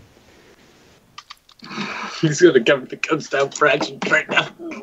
Worst T1. Sorry, I know people on the crew that have to laugh at them. Oh, boy. Also, wait a minute. Somebody get... So, 2 out of 10 isn't oil fired. What the hell did I do? I don't remember what this one is. Good question. I may have named 2 different articles the same thing. I'm checking, and then I might have grabbed the wrong one. So, supposedly this year, 2100 is supposed to be steamed next month, according to what I've heard. Oh, no. I highly doubt that, but supposedly they're supposed to be what is? They still have 2100. Well, just throwing some fuel in the atomizer. Oh, wait, they took that out. They threw that thing out into Washington. Still out there in the desert where it belongs. Yikes. Wait, that's fight. Isn't supposed to burn. Locomotive versus 2100 with oil firing versus 2100 with coal firing. Wait, they took the atomizer out of what? 2100? Yeah, she ran out in Washington State. In the middle of the desert. On oil. Yeah. Oh, black. Oh, yeah, and they put ditch lights on her and put a dynamo on the tender. Oh. What? Get rid of that. Get that crap out of here. This is the one thing I do have to laugh at. I always will point it out. If you ever look at a picture of Everett 11, 2100's ditch lights live on today in Everett 11's headlights. Yep. And the Everett's everywhere, you know that. Yes. Everett go everywhere. Speaking of the Reading. Everett is huge. Luxurious. Speaking of the Reading, and I just got this link during the podcast. This happened last night. The 11-foot-8 struck again. Scoop news. Which is one that... Scoop news. No. Yes, this is one of my many news sites. The railroad bridge in Cursona has once again been struck. This is the first time in a few years that actually it's happened, because they have more recently, within the past about 6 or 7 years, I suppose now, they put up like a traffic light thing that has pieces of PVC pipe that hang down. Oh, and you go clunk, clunk, clunk, clunk when you hit it. So you go clunk, clunk, clunk, clunk, clunk. And there are signs for miles and miles and miles ahead. However, somebody still managed to go crunch. I have no idea if the railroad bridge is fine. The bridge has been there since, I think, the 1860s. No, 1840. Yes. 1840. So that's fine. It's had many truck hits, but it's like it's been the first time in a long time that this has happened. In forever. Well, I'll kick myself. Don't worry. Yes. So that wouldn't speaking of the Reading, there you go. Oh, whoops! No, I did no, a stupid. Hold on. What did you do? Nothing. You didn't see anything. Okay, I didn't see anything. But I did smell something. You know how sometimes I talk about how you'll go like on the subway and one car will be empty, and the reason that car is empty is because there's like a stinky homeless person in there. Yep.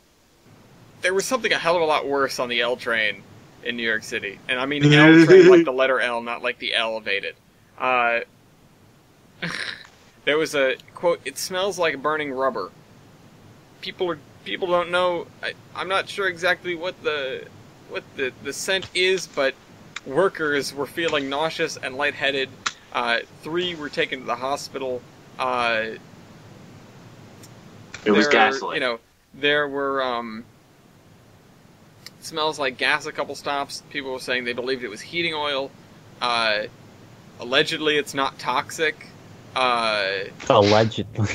Allegedly. Yeah, I'm saying allegedly because, you know. Allegedly, I'm not an alcoholic, you know. Wow. You know, I don't. Feels and bad, the man. MTA has been handing out masks to its employees. So. That's the fix. Yeah, well, you know, the thing is, they were supposed to shut down the L train and do a lot of work on it. I talked about that. They didn't do that. I'm hoping this isn't a consequence of them not doing that. But maybe they should just shut it down anyway and do the work anyway, just to be safe. In fact, over there in New York City, there's actually a lot of work going on particularly in this case, between the MTA and the MT, or the MN rather, the Metro North, and Amtrak, because they're working on the East Bronx expansion project, which will bring Metro North trains into Penn Station. This is something that hasn't really ever happened since the Metro North lines were part of the New Haven Railroad. And they are, you know, part of it is it's complementary to the East Side Access Project, which is bringing Long Island Railroad trains into Grand Central. So it's this huge flop of services in order to get the destinations, the ends of certain train lines to sort of overlap and mix around a little bit, so people have more options with how they can get from point A to point B, and to make it so that the kind of awkward connection between Grand Central and Penn Station isn't stressed any further if you have to change trains. A lot of the time, one of the reasons that Amtrak doesn't run into Grand Central anymore one of the main reasons is the fact that operationally it didn't make a lot of sense because a lot of people were transferring from Northeast Corridor trains to Empire Service trains, and if it's not in the same building, people sometimes will get confused. They wanted to make things a little more streamlined, so they are coming into Penn on their own. We talked about the changes to Penn Station last episode with the changes in the train hall. We had another article on it this week, but I decided to omit that for now because it's nothing else new. But there are 2 articles on the plan for Metro North to be working with Amtrak. The flip side of that is, with the Long Island Railroad and Long Island as a whole, the Long Island Railroad is starting a service in March to ease traffic on the South Fork of Long Island. So that's way out towards the end, I believe. There isn't a map here, but there is there really isn't great public transit if you go all the way out to the east end of Long Island, so far from New York City. But they are going to start providing 6 daily trains with stops in Spionk, West Hampton, Hampton Bays, Southampton, Bridgehampton, East Hampton, Amagansett, and Montauk. Got enough Hamptons? What about Hampton, Yeah. Hamptonshire, Yeah. Hampton, Flumpton, Hampton, Frippingham. Yeah. Esquire, Steamed Hampton. Steamed hams. Steamed Hampshire. Steamhampton? Something crazy. That's an Albany expression, not Yeah. Long Island. That's right. Yes. Sorry. No, it's a It's Staten all the- Island expression. I'm sorry. It's all the same thing, really. Yeah, absolutely, of course. It's all a New York Yeah. state of mind. All New York. But I like this numbering thing at the bottom, just to poke fun at it real quick. Like, this is a really cool thing. It's a, transit extension and shuttle buses to cover the last mile or, for people, etc. If you're not right near a station. The last mile just being a generic term, I don't mean physical mile. But they list on the bottom, 425 is the cost of a one-way fee, 8 is the number of communities included in the service, 6 is the number of daily trains for service, and 5 is the number of weekdays that the service will run. Yes, 5 is the number of weekdays. Just in case you didn't know. But here's the big news. Well, if you listen to the Beatles, there might be. This is the big news. Amtrak has approved a feasibility study for Amtrak service on Long Island. So a possible connection, a possible spur of the Northeast Corridor that would run out onto Long Island, which is really interesting. Because currently, if you're on Long Island and you're going anywhere else in the country, you have to get on, you have to make that transfer. This is not the first time this has been brought up. There are one of the proposals for a realignment of the Northeast Corridor in New England is to actually, instead of routing it along the southern border of Connecticut, routing it across Long Island and then building a bridge between the very tip of Long Island and New London, basically where we took the ferry, I believe. I was gonna say that's, Yeah. So that'd be a hell of a bridge. yeah, you're telling me. But Nah. I want to Yeah. see it. but No. because of no. it's the reason that alternative has come to light is because people want to avoid the curves and the old right of way in Connecticut, which is a pretty major thing. It slows down trains a lot, and they want to. That's their biggest bottleneck, isn't it? It's one of the slowest portions of the Northeast Corridor, if not the slowest portion of the Northeast Corridor. The other thing being the Because bottleneck. it's New Haven part. The other neck being the bottleneck of. The other thing being the bottleneck of the tunnels under the East River, because this would provide a route that is, that is not that. I think I don't know. There were a few things or a few advantages of this plan. I can't remember them all, but I was reading about them a while ago. Again, that isn't part of this article. I just wanted to bring up that Amtrak service along Long Island was it's not something new. Yeah, but very cool. But Anya, thank you. Yeah. Speaking you of know what else passenger isn't trains- new? Oh, The BN Cascade Green paint scheme. You're right. It's very not new. Minnesota Short Line recently got a unit, GP15, painted in BN Cascade Green. And it looks so good. Yeah, it does. It reminds me of home. It reminds me of home. Reminds me of the good old days. But you know what doesn't remind me of home? The Northern Pacific SD45. Well, kind of, because they kind of own the SP&S, but that's a whole different story. Anyways, the Duluth Museum, the Superior Railroad Museum, has begun a fundraising campaign to return it to service. So, that's cool. You know what I care about? I care about the thing on the other track. yeah, I want that more. That is the first Northern Pacific steam engine. It's so cute. Minnetonka. It's so I love cute. it. Speaking of... She's a tender engine, too. She's an 040 ST plus T. Oh my god. I'll take your entire Yeah. stock. Thank you. Speaking of things that are home-ish, the 30th Street Flipboard in Philadelphia has finally come to an end. This whole saga has finally come down. Yet. It has come... No, but at least it's been decided what they're doing. Okay. Which is pretty much the end. As we all know, the famous Solari Flipboard,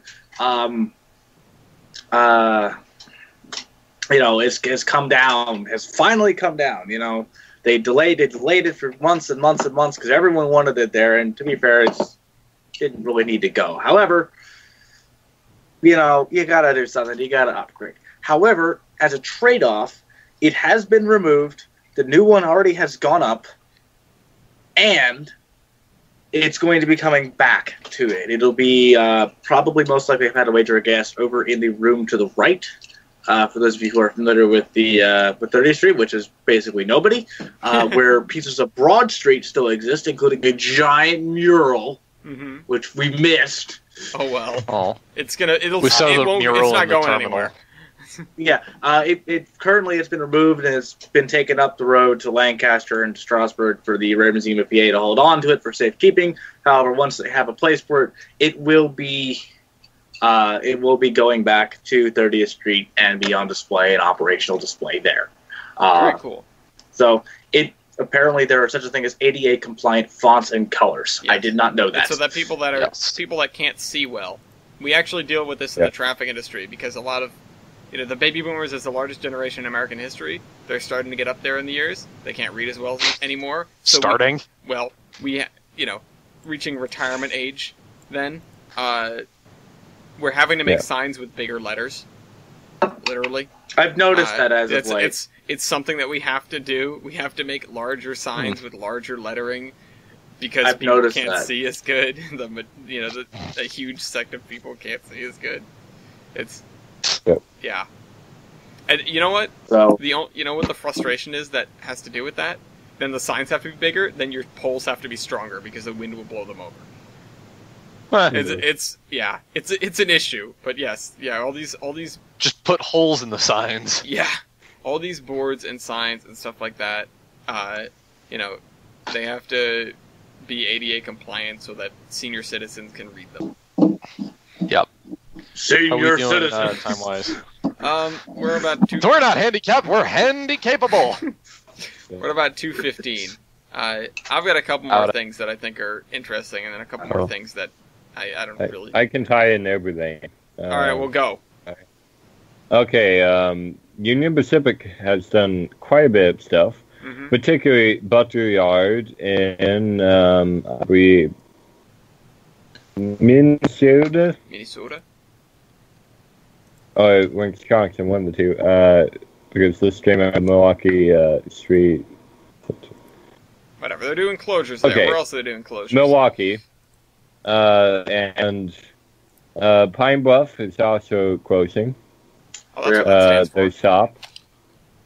No, it's not peanut butter, Ellis. I knew it wasn't that. I also knew it wasn't Parsons Brinkerhoff, but I didn't know what it was. Bailey Yard is being affected by these cucks as well. 118 people are out of a job there.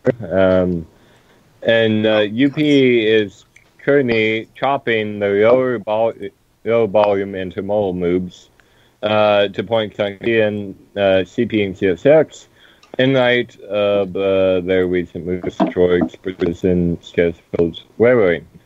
Which they also did something good, which was now all their lines have PTC. Installed. Not operating, but installed. Installed. But it's a step in the right direction. That means they're the first class one to finish installation, yeah? Mm-hmm. Does it? I think so. But BNSF's got some words of wisdom for us in terms of that. Trains Magazine did an article interviewing the BNSF CEO. I swear I've had this for a few weeks. I swear I've tried to talk about it multiple times, but we haven't talked about it. So basically, it's his 2 cents on everything, including PSR and other things. BNSF is also installing cameras to pinpoint whale and wheel problems. They're basically GoPro mounting their engines, which is awesome. Because please put that all on YouTube. Time lapse it, put it on YouTube. BNSF, do it, please. Please. Yeah. And there's a beautiful say in Montana that is being rebuilt with a grant that's $26,000 to rebuild the firebox on it. So that's cool. Cass has those. And Bart is building a nice new shared trans bay facility. Well, I wouldn't say in the Bay Area. Assessing the possibility. Isn't there? See, I wish TBA was here for this article.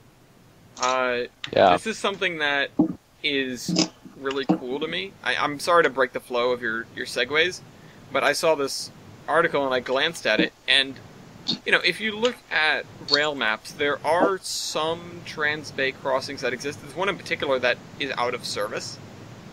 Yep. And I don't know. That's that could be cool. I don't know. I'm just looking at this, right? It could be practical. Yeah, I'm just looking at this. Like, if they want to do that, there's a bridge that exists. I'm just not. I know it's not in great shape. They at one point they had 2 of them, but one's been knocked down since. Mm-hmm. And I mean, it's a big deal across the bay. Bridge. Yeah. So. Yeah, they wanted to handle high-speed rail. They wanted to, the line that currently exists there, the Sacramento to San Francisco trip is the most popular, with like 750,000 trips per year. Hey, that's about as much as Graham's commuter service. Key System had more 10 out of 10, but I could be on that pedestal for a while. Why you need better commuter rail?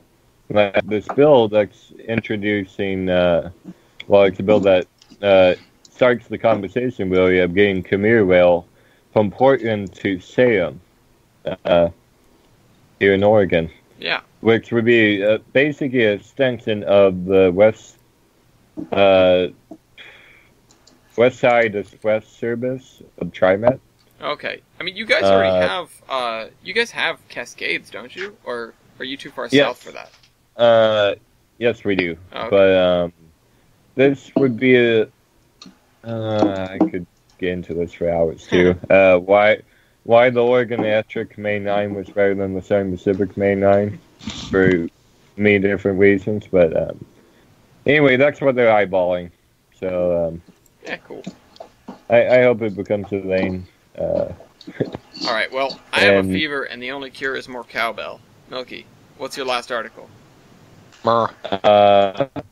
Western Pacific Reefer that is in Nevada is attempting to be saved by the Western Pacific Railroad Museum in Portola.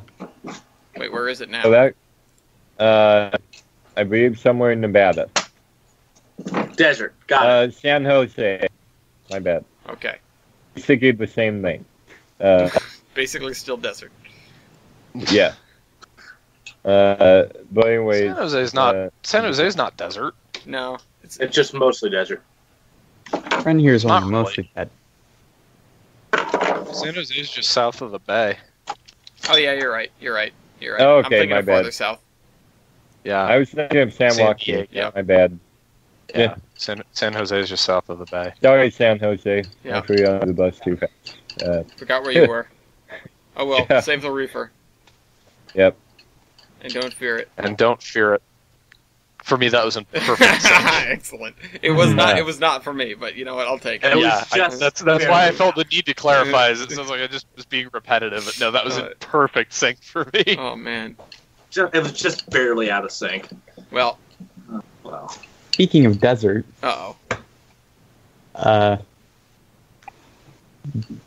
director Brian Presley is planning to shoot a movie in the Durango area, Nice. Civil War era, called The Orphan Train. They need then they should call it the 168 crew. They should. Well. Wrong railroad. Or fire up that 268 that they have somewhere. No. I think it's already done. Isn't that the movie they were filming with 18? Why do I always say it's 19? It's not 19. Is it the one they're filming with 18? Are they filming? I don't know. They were filming a movie with 19, and 19? I don't really. Why we go with Why? 19? Why? Oh Jesus. Anyway, so I want to go back to Florida for a second and talk about Virgin Trains. There are actually two cool Virgin Trains articles, one of which is entitled something like Billionaires That Want to Save the Railroad Industry. And I didn't really read it, but, you know, it talks about Virgin Trains and what they're trying to do. Who needs reading? Yeah, I mean, you know, I advocate for the people that listen to the podcast to read this right now. It's about these the two people that are at the head of Virgin Trains, and why they are or well, they're the head investors, I suppose, and you know they're really pushing for this. But the people that are pushing right back are the people of what is this place called? Indian River County. They are lawsuit after lawsuit. They really don't like after them. lawsuit against Brightline because they don't want them to build there and they don't want them to, you know, build through their area and run trains and stuff like that. So far they've had no luck, but they keep trying. So you know, good on you guys for not giving up, but you're gonna lose. Yikes. Brightline's gonna win. Brightline will come to your house and knock in your doors. Gonna yeet you. Yeah. Oof. Pretty much. The other thing is... No, you're just gonna step outside. They'll turn you into a fine red mist Exactly. if you aren't careful. I'd like to represent... This is my... this is the defendant. Is that just a red mist? Yes. He's a sentient red mist. Is he okay? Yes, he's a sentient red mist. Anyway. Just going around the gates at a crossing. Happens all That's the time. So, as my last bit for today, I would like everyone to recall these last PCCs in regular, non-historic service. The Boston MBTA PCC cars of the Mattapan high-speed line. There is the MBTA officials are looking at replacements or what to do with them. They have a number of options, but this stems from the fact that they have 10 PCCs that operate on this 2.5 mile stretch of track that's pretty much isolated.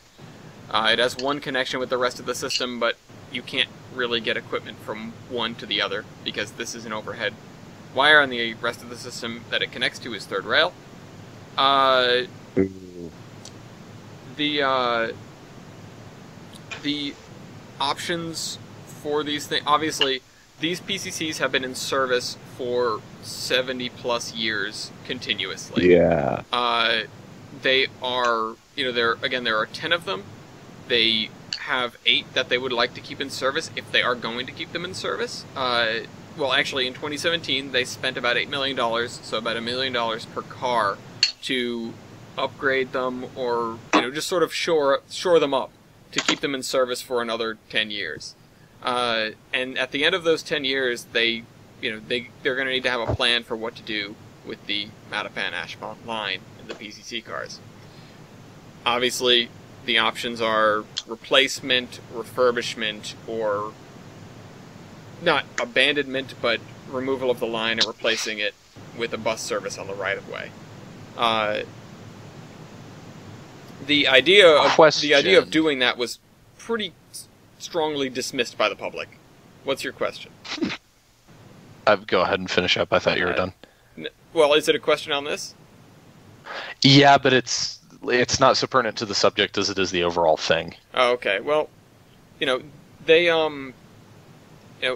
according to the report given to the management board, the preferred option is to replace the PCCs with Type 9 light rail vehicles, which are currently in service on the Green Line. The issue with this is the fact that, and this is something that I'm adding because I've read this before, the two issues with doing that are there need to be right-of-way upgrades. The rail and the bridges cannot support the Type 9s, as well as there's a set of curves which I'm not sure the Type 9s can make. Light rails. And the overhead needs Yeah, the overhead would need to be upgraded from use with a trolley pole to use with a pantograph. Yes. And so the transformation of the line, which is going to cost about $190 million in total, which again this is the preferred alternative, like they said. So $7.9 million for upgrades to the current fleet, and then another. The second phase is the right-of-way upgrades, including replacement of 2 bridges, and then phase 3 is the arrival of the light rail vehicles from the Green Line. The Green Lines right now are actually getting new vehicles, so these vehicles would be sort of recycled, I believe, or they would be part of the new order. I don't know. I don't know if the Type 9s are the ones that are new or the ones that are currently in service. Yeah. These are, these are very historic, and some of the things that I've heard, aside, the public sentiment on the PCCs themselves is mixed. They want light rail, but some people are, vehemently against replacing the PCCs because they are so historic, because they've been there for 70 years. And they've never been because they've tight. never left.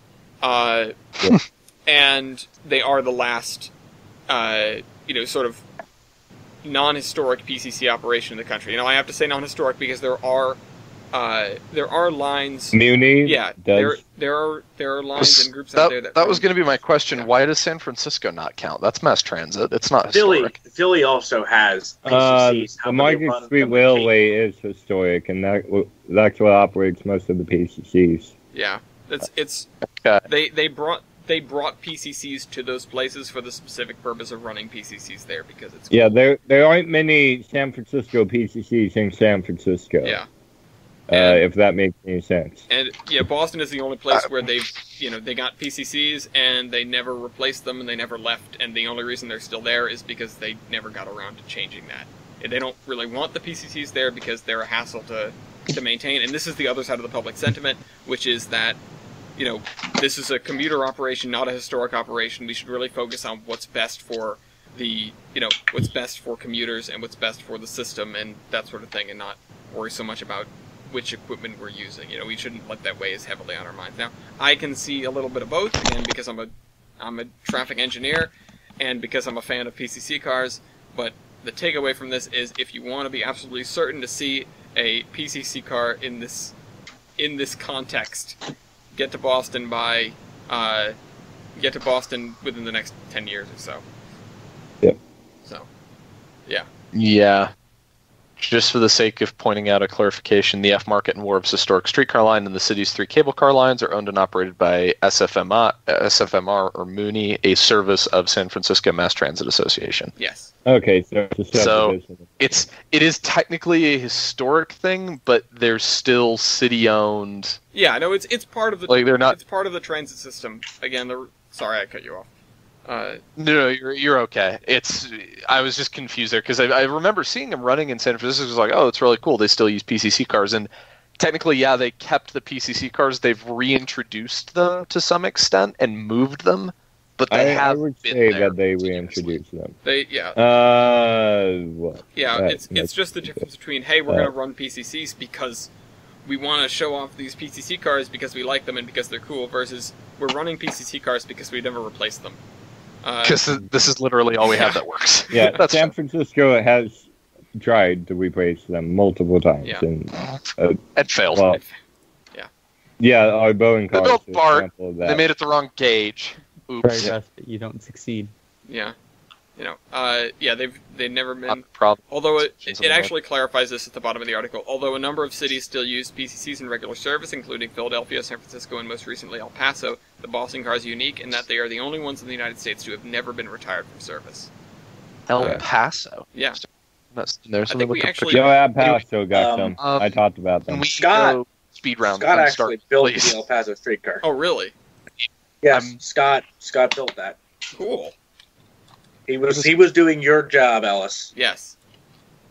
Of advising it. Look, we're gonna do it this way, and you're not gonna fucking move it. Yeah, I like looking at the. We've talked about the Texas high-speed rail. They have publicly available all their right-of-way maps, so you can see exactly where it's going to go, and that is just that tickles my fancy a little bit. Yeah, that goes the El Paso light rail, Scott actually built.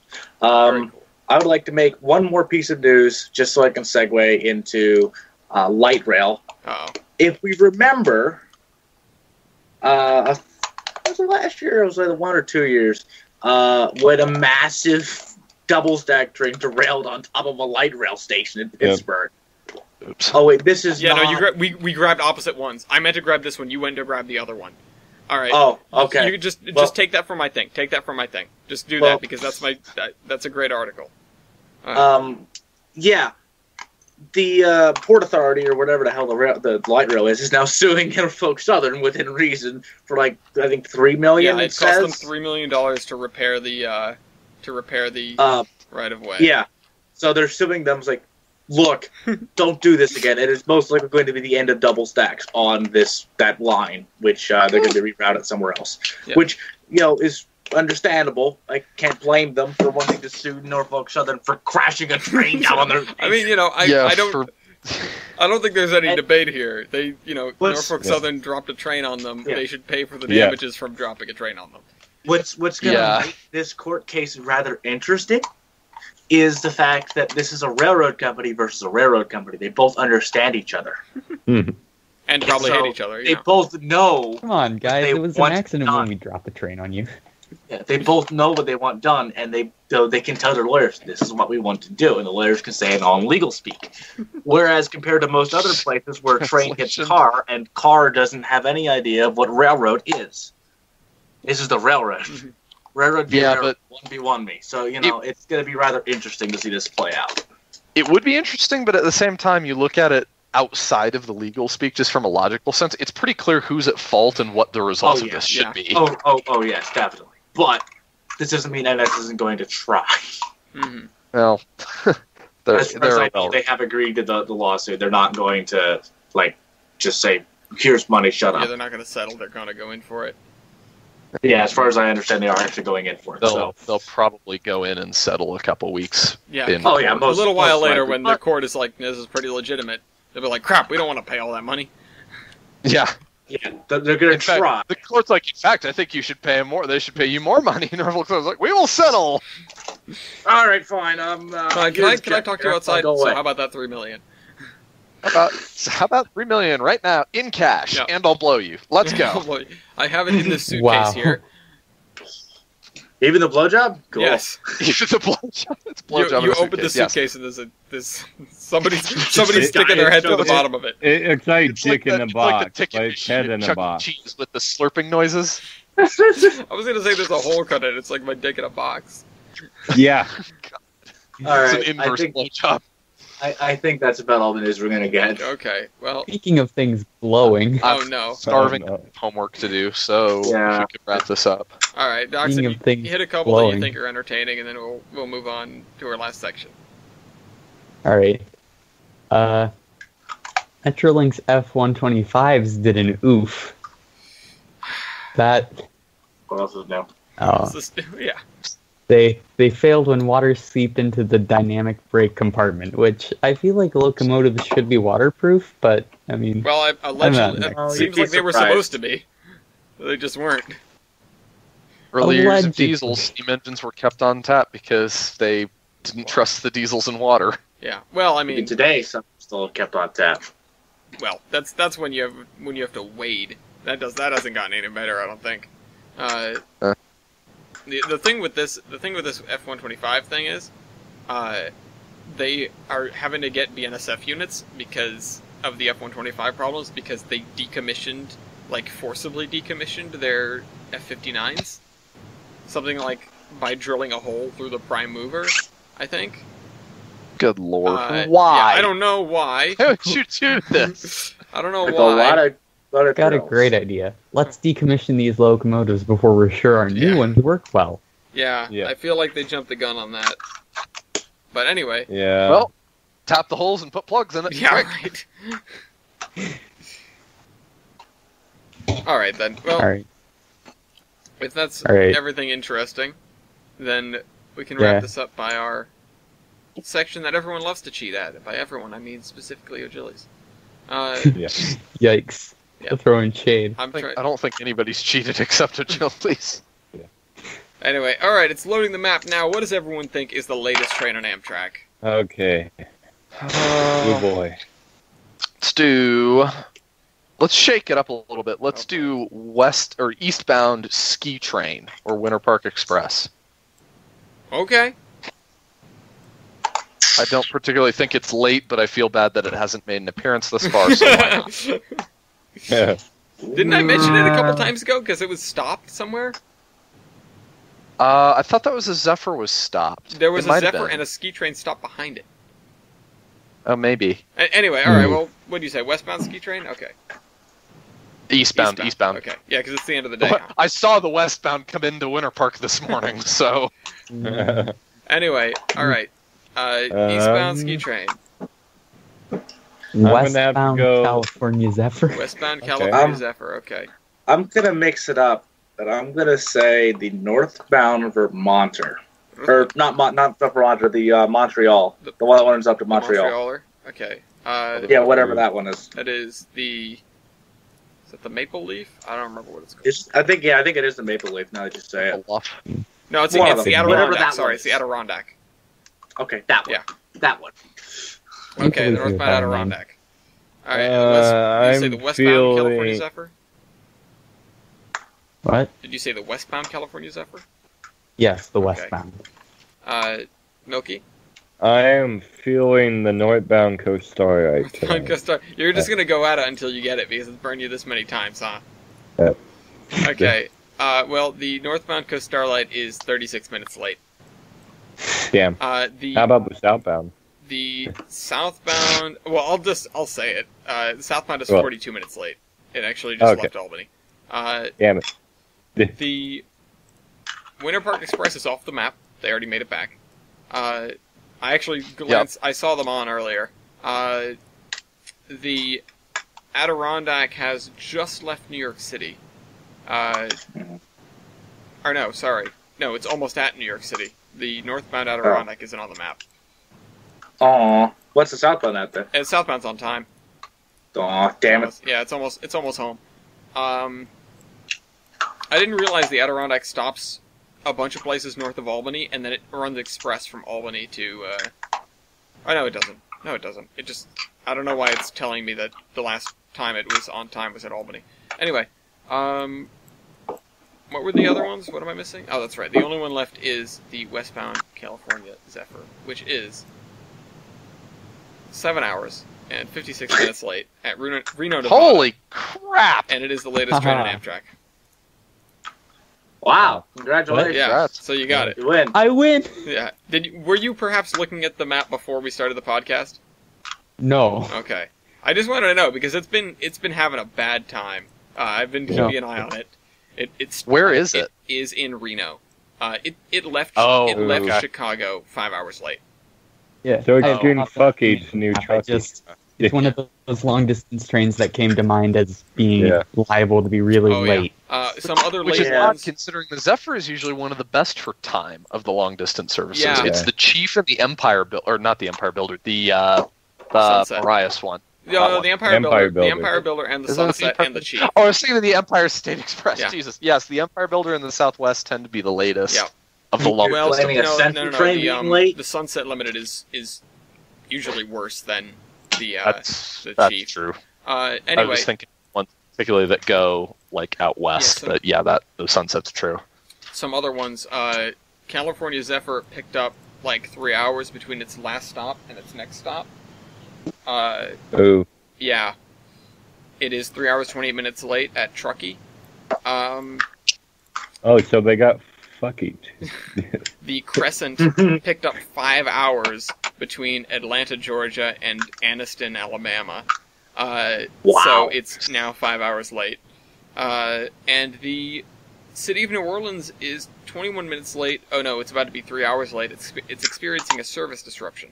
So something happened out there in Mississippi. For comparison, the Canadian is... The eastbound Canadian is 12.5 hours late, and the westbound Canadian is 10 hours late. At what point do you just reschedule it so that you just swap the AMs and PMs and say, oh, look, we're 2 hours early. Yeah. Perfect. Good. You just kind of start over, and there's one train that ceases to exist. Mm-hmm. Anyway. No one will ever know. Yeah, exactly. All right. Wow, we ran a little bit later than I thought we were doing, but we still haven't hit 3 hours, so everything's going pretty great. Cool. But it's time for our terminations. It's time for us to get ready to go. Weibel's already at the top of the list. He's the only one with a point. Yep, somebody had to do it. No, actually, that's not true. Nobody had to do it. I knew what I was doing. Points don't matter. I knew what I was doing. What did and the reason I say that is because I don't have anything to say, and I'm really, really hungry, and I'm going to go get something to eat. So, mwah! Good night, everybody. See ya. Bye. All right, Chris. Blowjob in a box. Great. That's it. Sorry, monetizers. Yeah. Say goodbye to my money. And say hello to these good program pictures. That was my termination on the San Juan extension. You know what? I have to grab my termination real quick. I forgot what I was gonna do, but I just found something to substitute it with. So let me go grab that real quick. Also, Florida, Colorado is the thing. Florida, Colorado is a thing? God damn it. Florida, Massachusetts is also a thing. Yeah. Oh my god. Okay, let me post it real quick. This is... Oh, whoops. This is Volvo's 1984 product lineup. Oh no. Everything that they produced, including a jet engine. Wow. Yikes, that looks out of place. And then, Dachshund? Do panniers qualify for big dick energy? Did you write that? I have to write that. Wait, is someone writing it or should I type it? I'm writing it. It has to go in the other document. Okay. Anyway, we hope you guys enjoyed this video, and we'll see you next week. Train Man out. Bye. Bye-bye. Sorry, wonderful time.